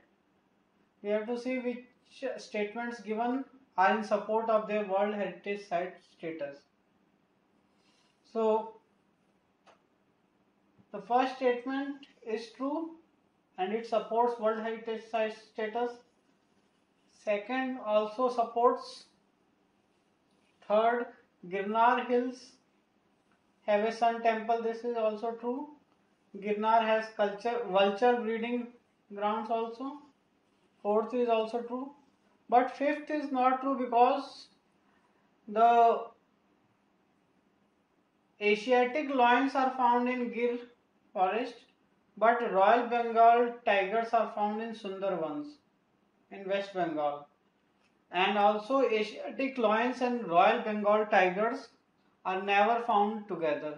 So fifth statement is not true. Rest statements are true. So answer is A, 1, 2, 3 and 4 only. Now coming to question 64. Which among the following phenomena causes rainfall during winters in northwestern part of India? During winters, western disturbances are the main cause of rainfall in northwestern part of India. That is answer B option. Generally in the northern plains during cold weather season, there is an inflow of cyclonic disturbances from the west and northwest. Then a low pressure system is generated which originate over the Mediterranean Sea and Western Asia and move into India along with the westerly flow, and these causes the much needed winter rains over the plains and snowfall in the mountains. So western disturbance is the reason behind this rainfall during winters, and later the environment changes as the monsoon comes into the picture in the Indian peninsula. So answer is B, western disturbances of question 64. Now coming to question 65, consider the following statements with regard to the exceptions of right to equality. In this, three statements are given. We have to see which are correct ones. The first and second statement are true.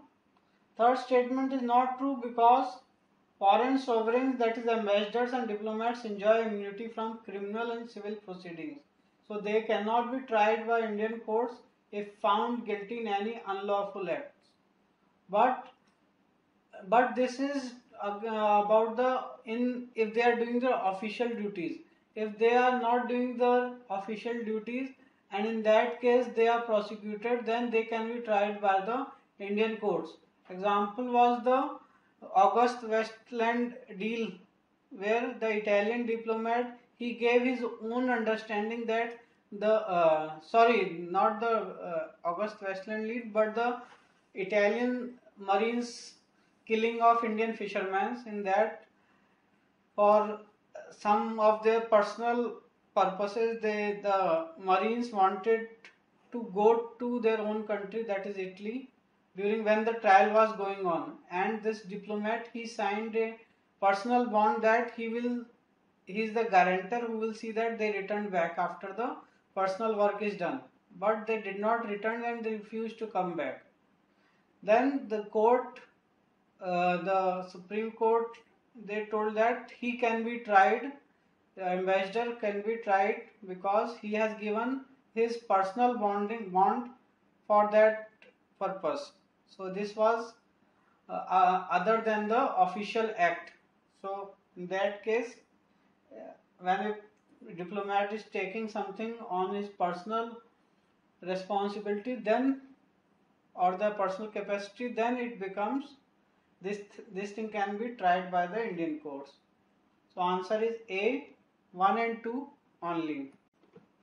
Now coming to question 66, under the Universal Immunization Program, the Government of India is providing vaccination to prevent which of the following diseases?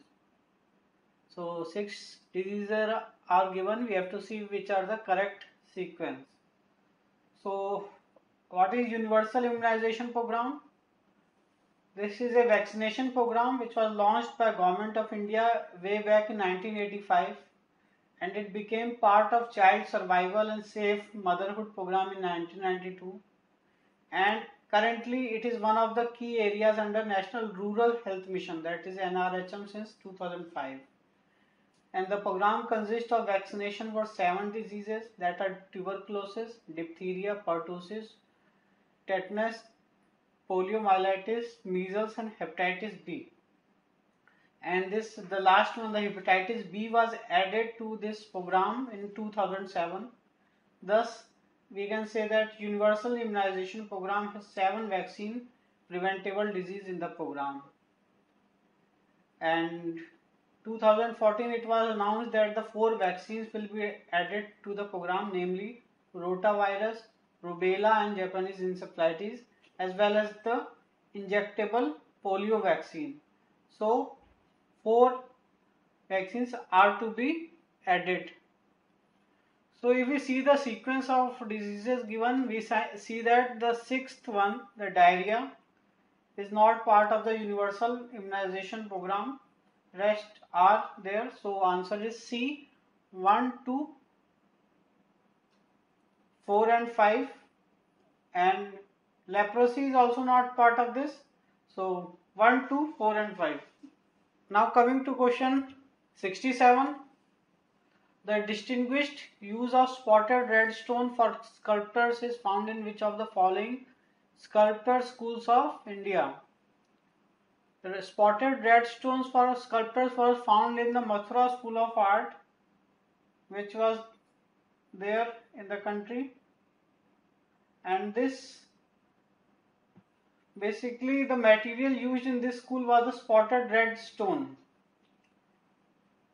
And this school was a result of a Brahmanism, Jainism and Buddhism, and images of Vaishnava and Shaiva faiths were also found at Mathura. But Buddhist images are also found in large numbers in this place. And the centers of production, if you see, of this school of art, they are Mathura itself.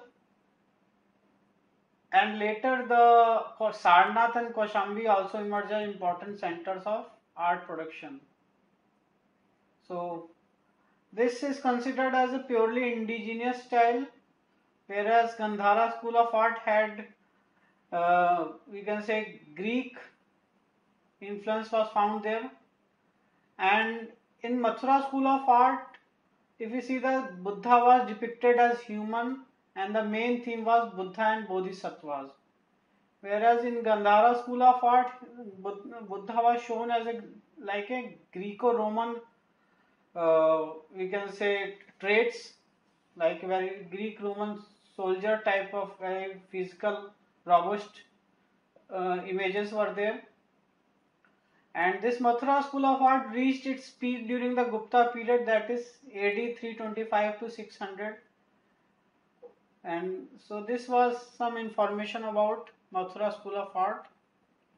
And Amravati was the 3rd school of art, and this basically flourished during the Kushana time in Andhra Pradesh.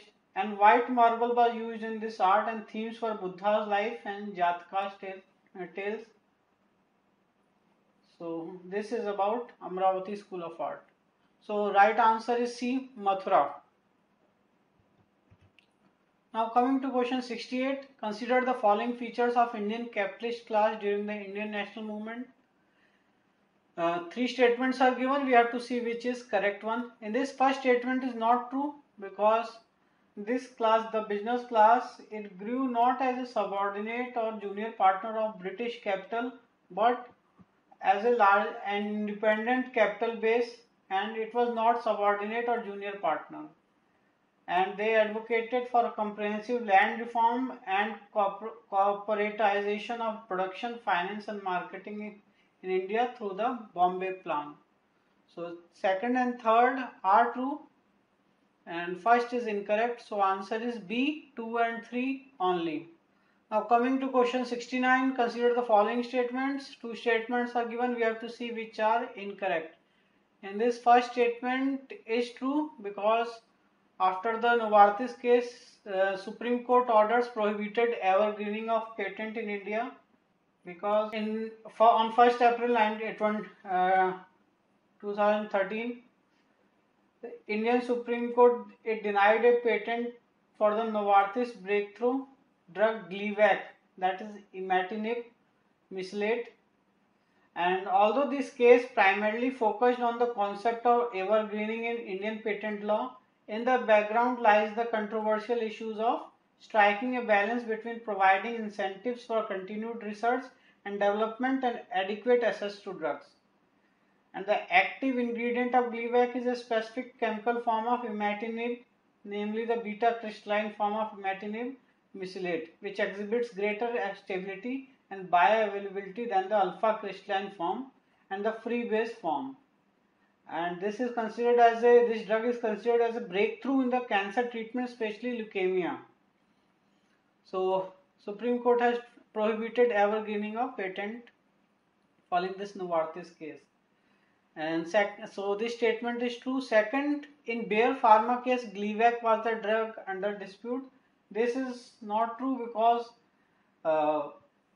in the Bayer Pharma case, the drug was Nexavar, that is a patented cancer drug of multinational pharma major Bayer Corporation.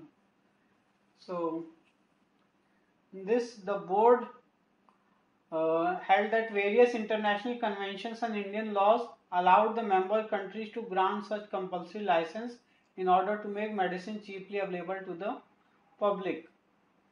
So Hyderabad-based Natco Pharma Limited, they wanted to produce and market Nexavar, which is a patented cancer drug of multinational pharma major Bayer Corporation. So this was the issue. So second statement is incorrect. So answer is B, 2 only. Now coming to question 70. What is glory of Allapalli? 4 statements are given. We have to see what is glory of Allapalli. This is basically dense forest patch in Naxal affected Gadchiroli district that has been notified as the first biodiversity heritage site in Maharashtra under the Biological Diversity Act 2002 that empowers state government to notify areas of biodiversity importance as biodiversity heritage sites in consultation with the local bodies. And on March 28, 2013, this Maharashtra State Biodiversity Board in its 4th meeting had given in principle approval to Glory of Allapalli as heritage site, and a formal notification was issued on May 21. So this is about Glory of Allapalli. So answer is C. 70 answer is C. Now coming to question 71, consider the following statements regarding Tarai Plains. 2 statements are given. We have to see which are correct statements. So the first statement, it is a narrow belt ranging between 8 to 10 km parallel to Shivalik Hills. This statement is not true because it is a wider strip of 20 km around and at an elevation of up to 900 meter. It is covered with jungles and consists of sal trees, bamboo, magnolias, orchids and lianas, and it is found in the India as well as Nepal. And a considerable part of this Tarai region is covered with silt and overgrown with tall grasses. And swampiness of Tarai is due to excessive precipitation, abundant groundwater and poor drainage of the sub-mountain plains. So first statement is not true, second is true, so answer is B, 2 only. Coming to question 72, with regard to optional fully convertible debenture OFCD, we have to see which of the statements given are correct one. In this, the first is true, second is not true because this is done by the issuer but not by the SEBI. This OFCD can be converted to share as per the discretion of issuer and not SEBI. So second is not true, third is true. So answer is D, 1 and 3. only. And this, what is fully convertible debenture?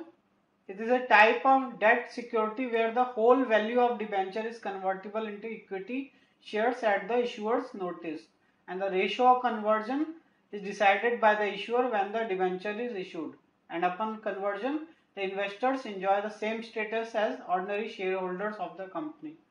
So this is there about OFCD. So answer of this question is D, 1 and 3 only. Now coming to question 73, writ of mandamus cannot be issued against a tribunal or an inferior court. Second, a private individual. Third, Chief Justice of High Court acting in judicial capacity. So what is mandamus? Mandamus basically means that is a judicial remedy, we can say, in the form of an order from a superior court to any government subordinate court or corporation or public authority to do some specific act which that body is obliged under law to do or refrain from doing so, and which is in the nature of public duty, and in certain cases one of its statutory duty. It cannot be issued to compel an authority to do something against statutory provision. So this is about mandamus, and it can be issued, mandamus can be issued against a tribunal or an inferior court, but not against a private individual or Chief Justice of High Court acting in judicial capacity. So answer is B, 2 and 3 only. Coming to question 74, how the British Indian rule encouraged and nurtured communalism in 20th century. As we know, British had a policy of divide and rule, and they used this to weaken the national consciousness or the national movement.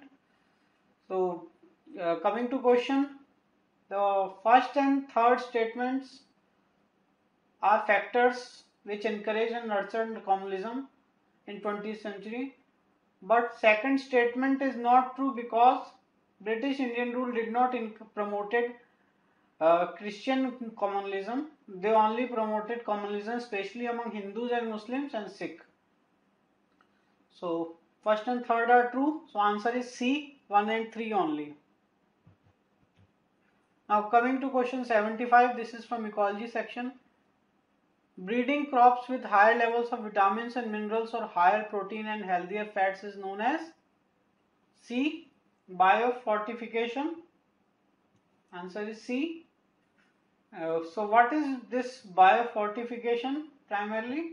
This is an ideology or idea of breeding crops to increase their nutritional value. This can be done either through conventional selective breeding or through genetic engineering, and this differs from ordinary fortification because it focuses on making plant foods more nutritious as the plants are growing rather than having nutrients added to the food when they are being processed.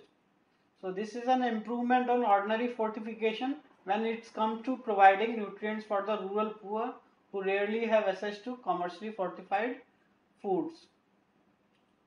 As such, if we see, biofortification can be seen as an upcoming strategy for dealing with deficiencies of micronutrients in the developing world. And in the case of iron, WHO has estimated that biofortification could help curing 2 billion people suffering from iron deficiency induced anemia. So this would be a major step towards the nutrient availability to developing world. So answer is C, biofortification. A, what is biomagnification? Biomagnification is basically concentration of a substance such as DDT or mercury in an organism exceeding the background concentration of the substance in its diet. and this increase can occur as a result of persistence, food chain energetics, and lower non-existent rate of internal degradation. And what is somatoclones? Somatoclones are also a method of this plant breeding, where main focus is on the variation, if you see, and the plants produced due to this variations by genetic engineering technique, by which single cells or protoplasts are cultured to produce individuals which are genetically variable from their genetically stable parents. And the variation which is induced is called as somaclonal. And mutation breeding, this is basically process of exposing seeds to chemicals or radiation in order to generate mutants with desirable traits to be bred with other cultivars. And the plants which are created using mutagenesis are sometimes called as mutagenic plants or mutagenic seeds. So this is about question 75, answer is C. Now coming to question 76, consider the following statements regarding the contingency fund of India. The first statement is, it is held by Finance Secretary of India on behalf of the President. This statement is true. Second, it is operated by executive action. This statement is also true. Third, it is placed at the disposal of the Prime Minister of India. This statement is incorrect because contingency fund of India is placed at the disposal of President of India. So answer is A, 1 and 2 only. So in which article of the Constitution contingency fund has been mentioned? It is article 267, 1 and 2. So contingency fund of India can be established under article 267, 1 of the Constitution, and the nature of this fund is in the form of an imprest, that is money maintained for specific purpose, which is placed at the disposal of the President to enable him or her to make advances to meet urgent unforeseen expenditure pending authorization by the Parliament. And approval of the legislature for such expenditure and for withdrawal of an equivalent amount from consolidated fund is subsequently obtained to ensure that the corpus of the contingency fund remains intact. And right now the corpus for Union government at present is rupees 500 crore, that is rupees 5 billion, and is enhanced from time to time by the Union legislature. And as I told you earlier also, the Ministry of Finance operates this fund on the behalf of President of India, and in the Ministry of Finance, Finance Secretary. And similarly, contingency funds are also there in state governments, which can be established under Article 267, 2 of the Constitution. And similar, just like the contingency fund of India, contingency fund of each state government is in nature of an imprest placed at the disposal of the governor to enable him or her to make advances to meet urgent unforeseen expenditure pending authorization by the state legislature. And just like the consolidated fund of India, approval of legislature for such expenditure and for withdrawal of an equivalent amount from consolidated fund of state is subsequently obtained, whereupon the advances from the contingency fund are recouped to the fund. And the corpus of state government varies across states and quantum is declared by the state legislatures. So this is a little information about contingency fund of India. Answer of 76 question number is A, 1 and 2 only. Now coming to question 77, the dying condition of Chilka Lake is a grave concern. What are the reasons for the deterioration of the lake? So where is this Chilka Lake located? This is basically a brackish water lagoon spread over Puri Khurda and Ganjam districts of Odisha state, which is on the eastern side of the country. And this is located at the mouth of Daya river, which flows into Bay of Bengal, and it covers an area of over 1100 kilometers square. And also it is the largest coastal lagoon in India and the second largest lagoon in the world. So this is a very important lagoon of the country. It is the largest wintering ground for migratory birds on the Indian subcontinent, and this lake is home to a number of threatened species of plants and animals.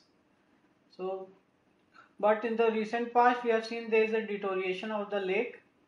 The reasons are uncontrolled dolphin tourism. Second is overfishing. But interspecific competition among native and invasive species is not a serious threat for the conservation of the lake. And so third option will not be there. 1 and 2 will be there. So answer will be A, 1 and 2 only. Now coming to question 78. Which of the following are indirect sources of information about the interior of the earth? 6 options are given.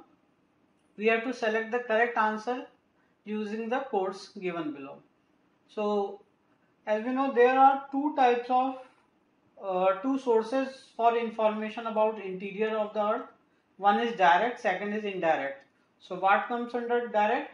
Under direct, mining, drilling and volcanic eruptions are examples of direct sources, whereas under indirect sources, seismic waves, gravitational field, magnetic field, falling meteors, etc. are examples of indirect sources. So if we see the question, we will find that only seismic waves, falling meteors and magnetic field, that is option B, will be the correct answer for question 78. So answer is B. Now coming to question 79. Regarding the establishment of Port Trust of India, consider the following statement. So 3 statements are given. We have to see which are correct statements. So what is Port Trust of India? If we see in all countries, it is recognized that there is a need to control the foreshore and adjoining navigable waters. And in India, seaports, as we know, began to be established as statutory public trust, and the first such public trust was established for Bombay Port in 1873, following which Bombay Port Trust Act in 1879 was enacted. So, Port Trust, formation of Port Trust is very, we can say, old phenomena, and similarly, Calcutta Port Trust was found in 1890. Then Madras Port Trust. So in 1963, an act enabling central government to declare a port as major port and to vest foreshore and water spread of such a port to a board of trustees of that port was enacted. So this is Major Ports Trust Act 1963. And all ports previously established under different acts were brought within the purview of this newly enacted law. And besides representatives of central government, the act provides for representation in the board of trustees for various interests. Such interests include labor employed in the port, a minimum of 2 representatives, then ship owners, owners of sailing vessels, shippers, and such other interests which in the opinion of central government ought to be represented in the board. So this is little information about the Port Trust of India. So if we see the question, the first statement is true, that it manages and protects the port, and third is also true, that it consists of both elected and nominated members. But second is not true, because Port Trust of India is also interested to provide civil amenities. So second is not true. So answer is C, 1 and 3 only. Now coming to question 80. Which of the following was or were the features of Quit India movement?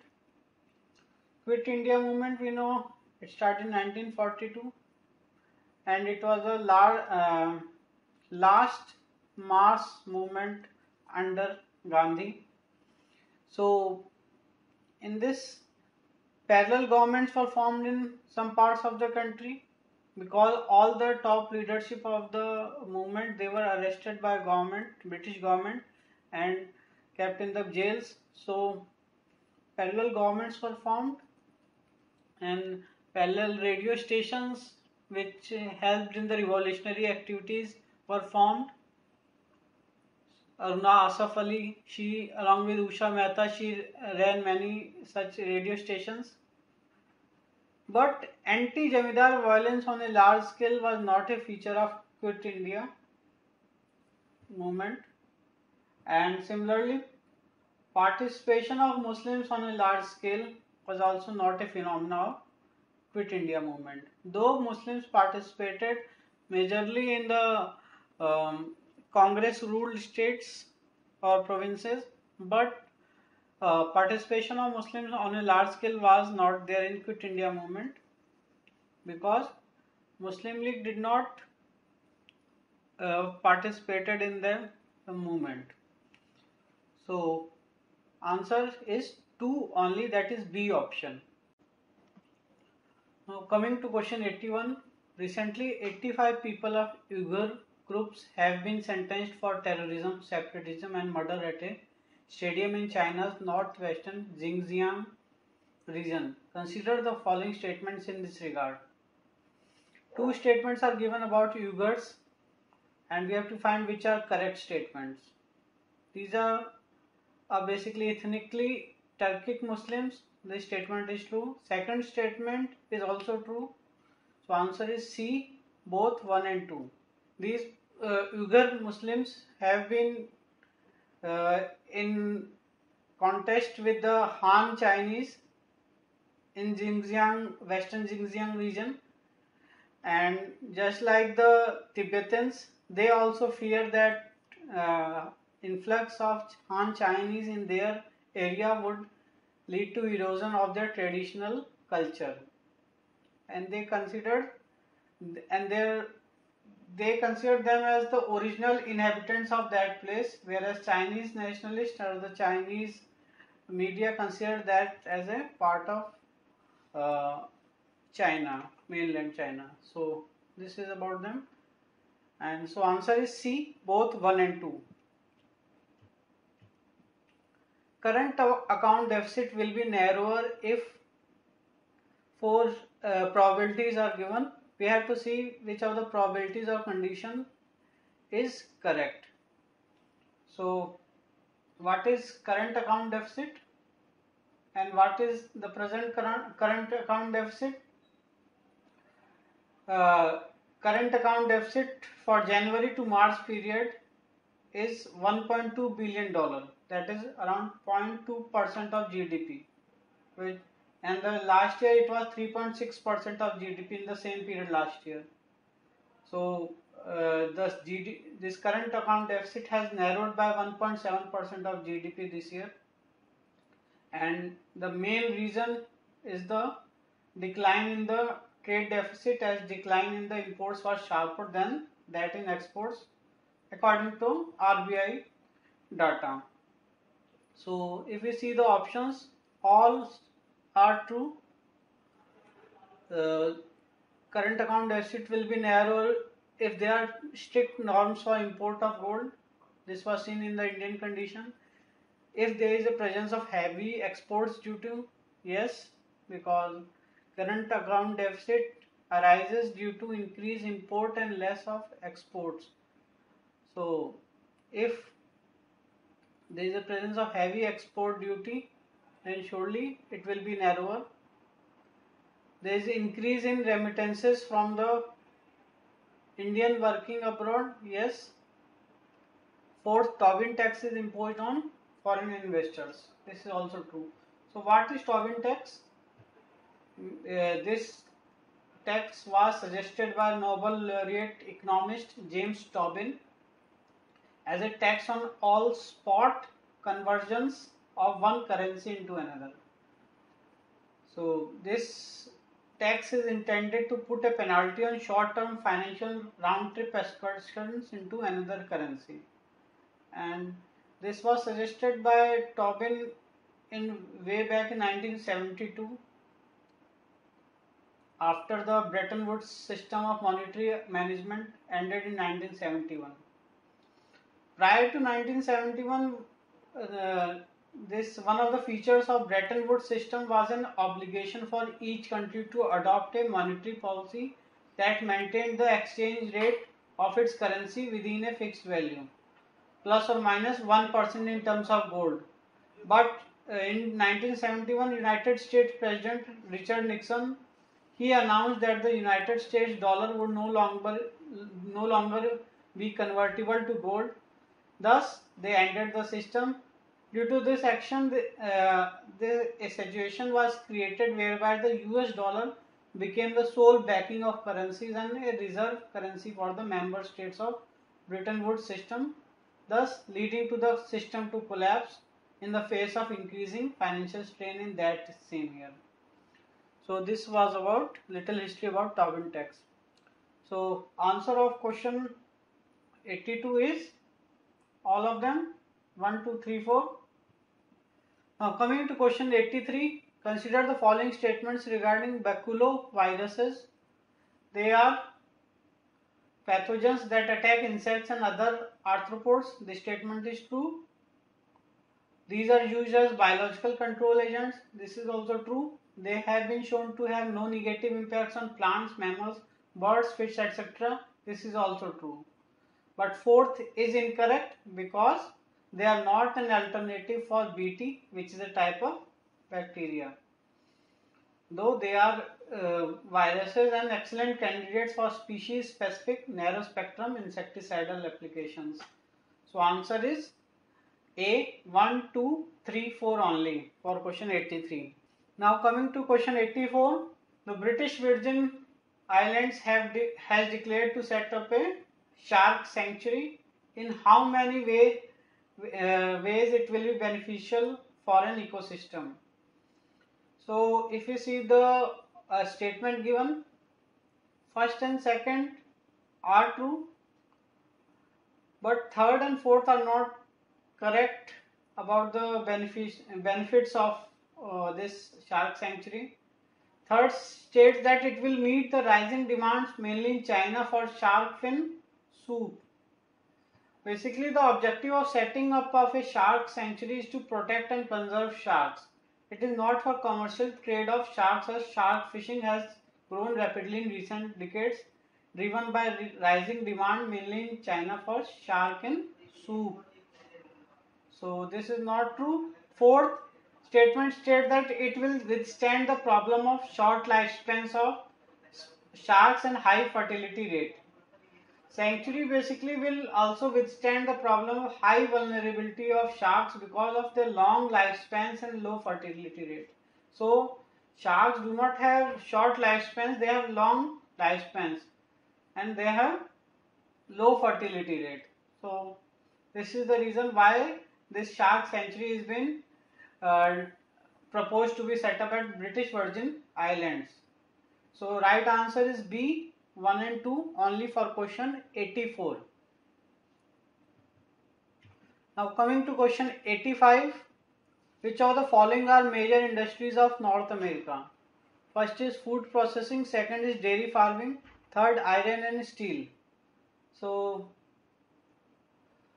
in this all are major industries of North America, food processing, dairy farming and iron and steel. Because agriculture in US, many states have significant agricultural production, mainly in the central continental US. Similarly, in Canada also wheat and other various main agricultural products are grown. Then, so if agriculture products are there, along with them agriculture processing industries are also there, because to help in the conservation of food for longer time. Then dairy farming is also prominent in North America. Similarly, iron and steel also, because North America has developed and its manufacturing sector has grown. Earlier, European nations were the largest manufacturing powers, but at the start of the 1950s, the United States was a top manufacturing power, with Canada and Mexico also making significant progress. So these are few aspects about the North America. So answer is D for question 85.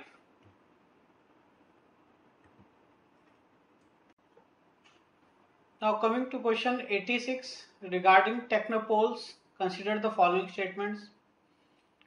So in this question 86, three statements are given regarding technopoles and we have to find which are correct statements. So what is technopoles exactly? They are basically a center of high-tech manufacturing and information-based quaternary industry.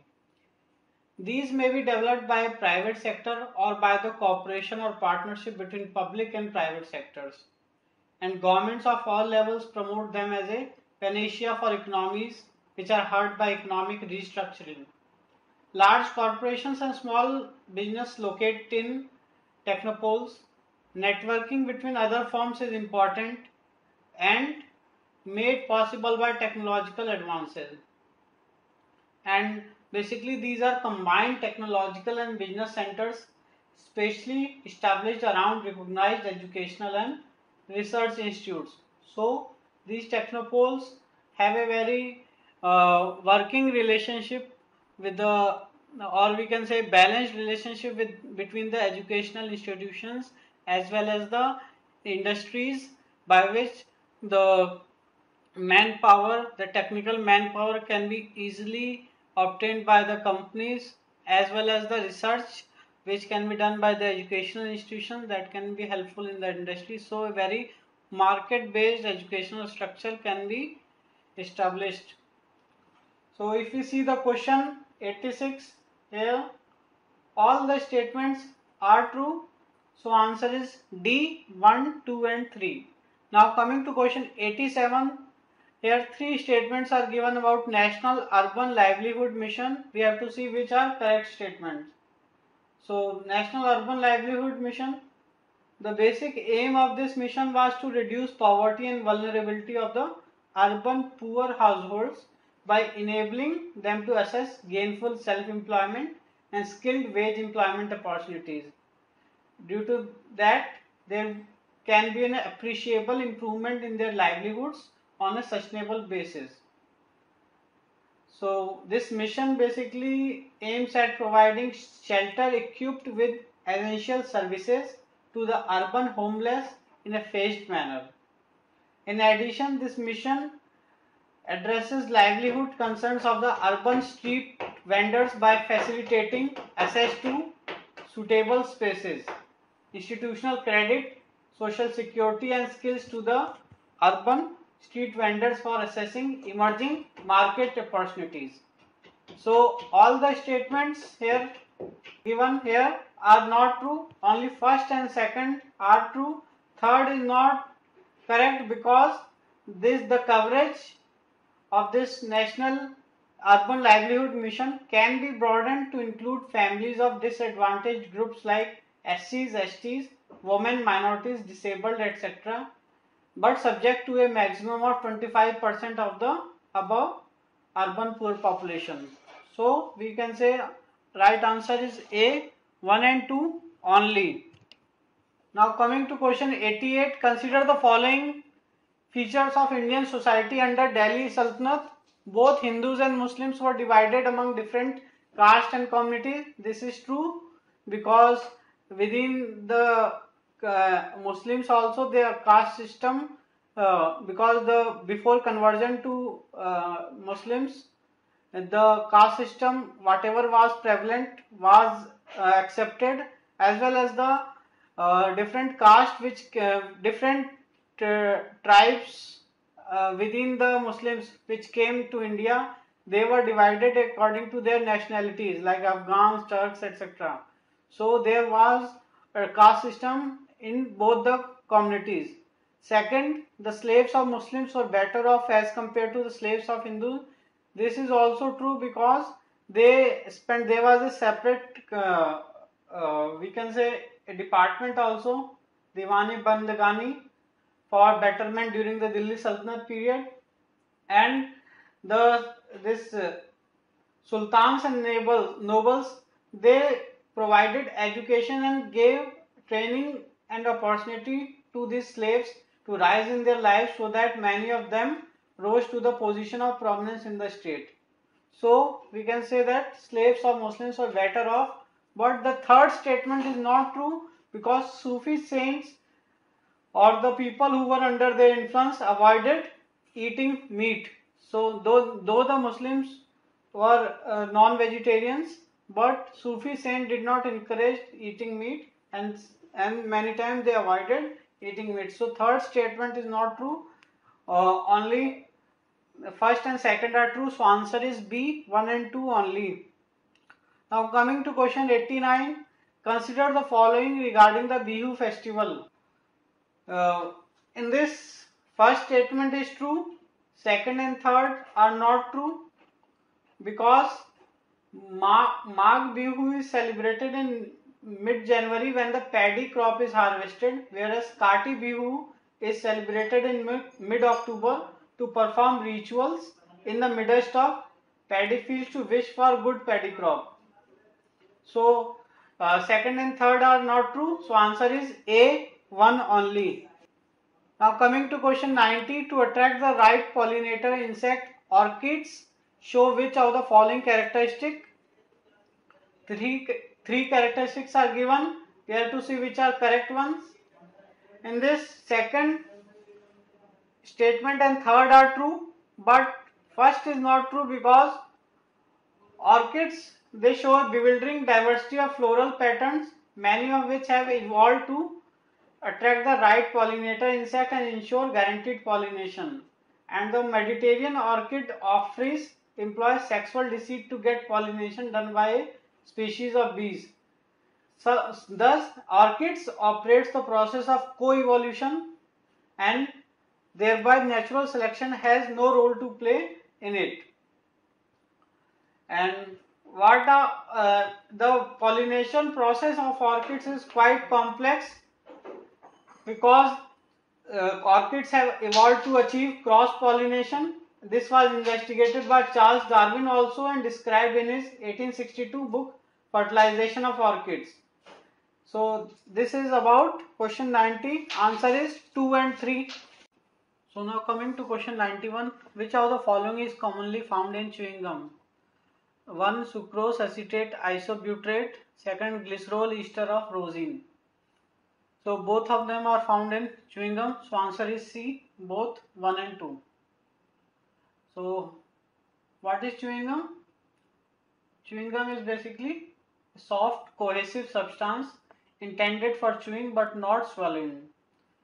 And this has been used for at least 3000 years. And if you see from the modern sense, this chewing gum was originally made of chicle in natural latex, and by the 1960s chicle was replaced by butadiene based synthetic rubber, which is cheaper to manufacture, and most chewing gums are considered polymers.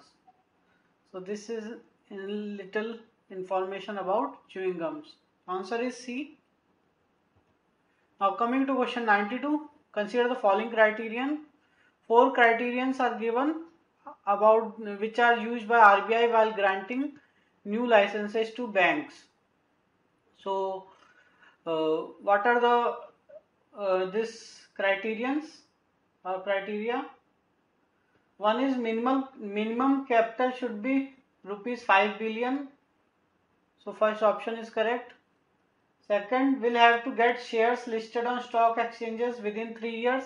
This is also true. Second criteria is also right. Third, bring down voting rights to 15% within 12 years. This is also true. Fourth, foreign shareholding must not be more than 74%. This is not true because foreign shareholding must not be more than 49%. So fourth option is incorrect. So answer is A, 1, 2 and 3 only. And other criteria for this opening of banks are: bank have to comply with priority sector lending norms, and for the first 5 years foreign shareholding must not be more than 49%. Then 50% of the directors should be independent. Then bank must not invest in shares or bonds of its parent group.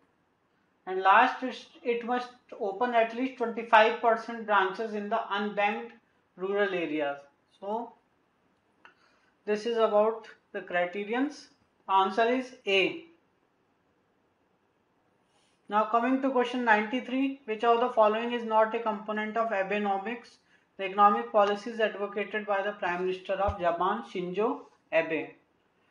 All the three components, they were advocated by Prime Minister of Japan, Shinzo Abe: fiscal stimulus, monetary easing, structural reforms. So answer is D, none of the above, means all are there as a component of Abenomics. And this, what is the background of this issue of Abenomics? Generally, it has been seen that Japan's economy underwent a lost decade since the burst of Japanese asset price bubble in the early 1990s, and GDP growth was also slow and was unable to absorb the resulting increase in unemployment. Then Japanese government raised consumption tax rates from 3% to 5% in 1997, which worsened the recession and deflated the economy. After that, Japanese economy and the government, they took many corrections, like they raised the sales tax, etc. But things did not went well. So in 2012, the Diet of Japan, under the government of Yoshiko Noda, they passed a bill to increase the consumption tax rate to 8% in 2014 and 10% in 2015 in order to balance the national budget. And this tax hike was expected to further discourage consumption. So this Shinzo Abe's economic policy is also related to the rise of China as an economic and political power. And Abe's supporters drew explicit parallels between Abenomics and the Meiji era program of Fukoku Kyuhei. In addition to providing a stronger counterweight to China and the Asia Pacific region, strengthening the Japanese economy is also intended to make Japan less reliant on the USA for defense. So these are few related aspects about Shinzo Abe and the Abenomics. Answer is D. Now coming to question 94, consider the following statements regarding the Shimla Conference 1945. So two statements are given about Shimla Conference 1945. We have to find which are correct.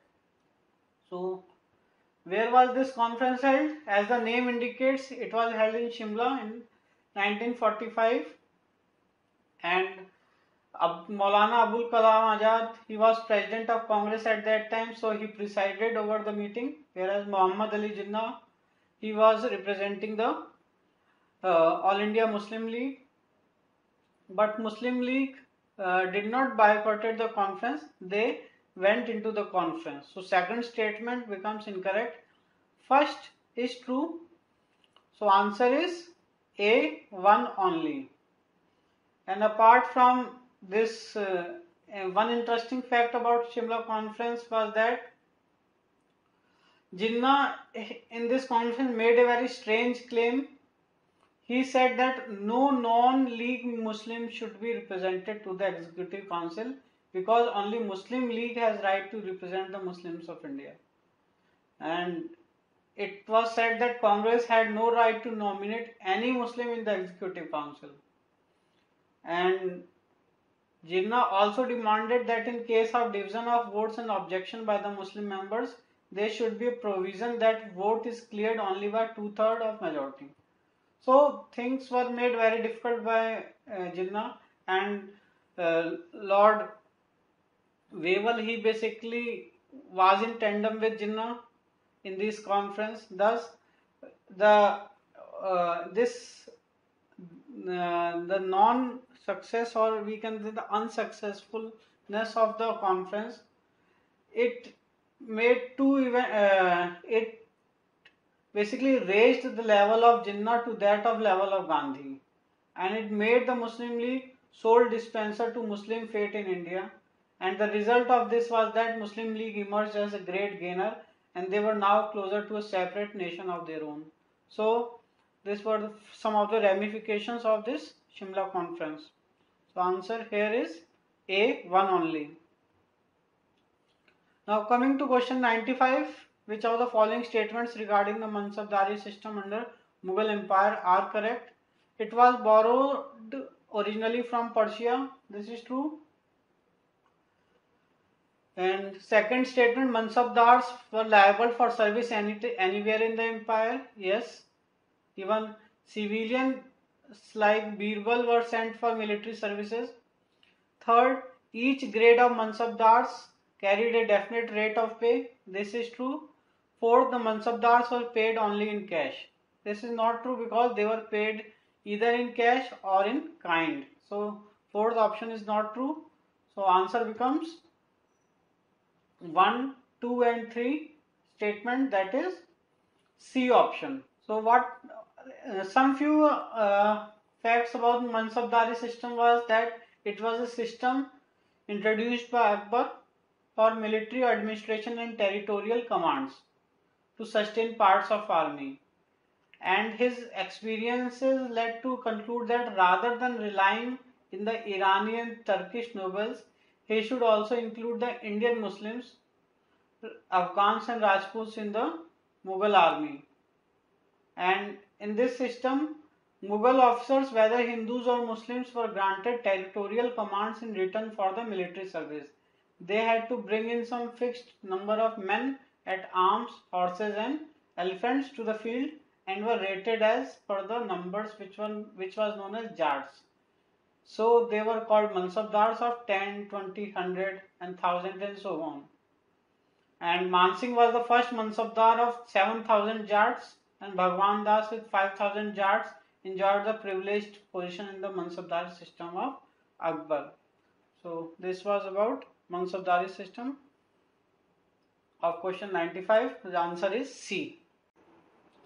So now coming to question 96. Ukraine has been in news for last some month. Which of the following are correct about the recent development in Ukraine? So 5 news are given which are related with recent developments in Ukraine.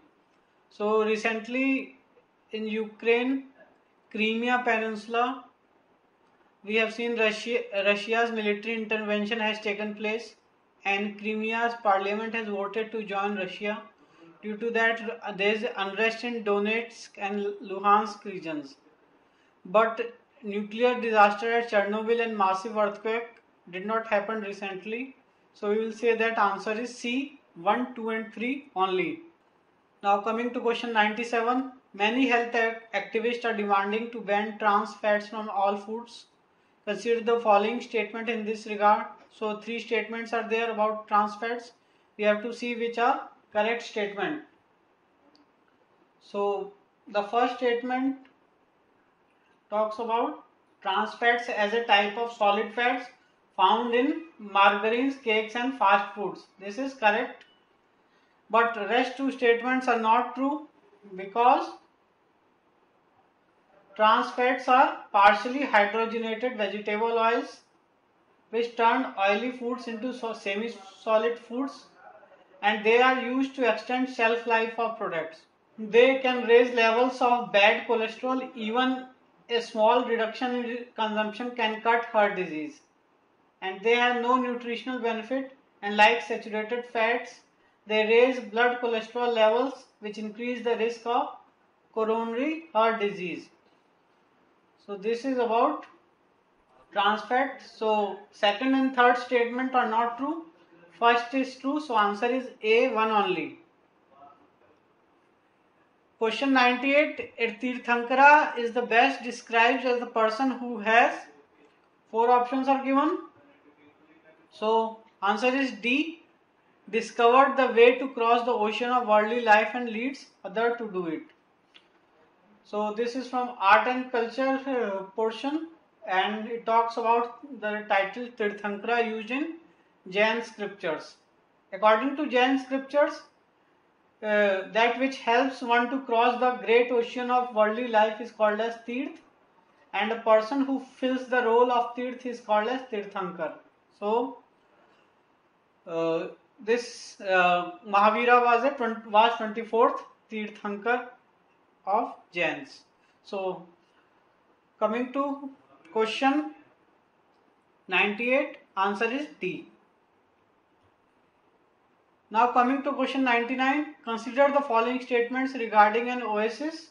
First statement is they are formed when various small streams bring water and deposit in a depression. Oases are not formed like this. They are formed when the wind blows away the sand in the depressions where underground water reaches the surface and oasis is formed. These areas are fertile and people may settle around these water bodies and grow date palms and other crops. Sometimes the oasis may be abnormally large. Second and third are true. First is incorrect. So answer is A, one only. Here we have to tell about the incorrect statement. So answer is A, one only. Now coming to question 100, ad hoc treasury bill refers to, four options are given. Correct answer is C, an instrument used by government for raising funds from RBI for short term. So there are few important aspects about ad hoc treasury bills. They are always issued in favor of RBI only. They are not sold through tender or auction. Third, they are purchased by the RBI on top, and the RBI is authorized to issue currency notes against them. And the central government can raise finance through these ad hocs. They also provide an investment medium for investing the temporary surpluses of state government, semi-government departments and foreign central bank. So this was about question 100. Answer is C. Thank you very much.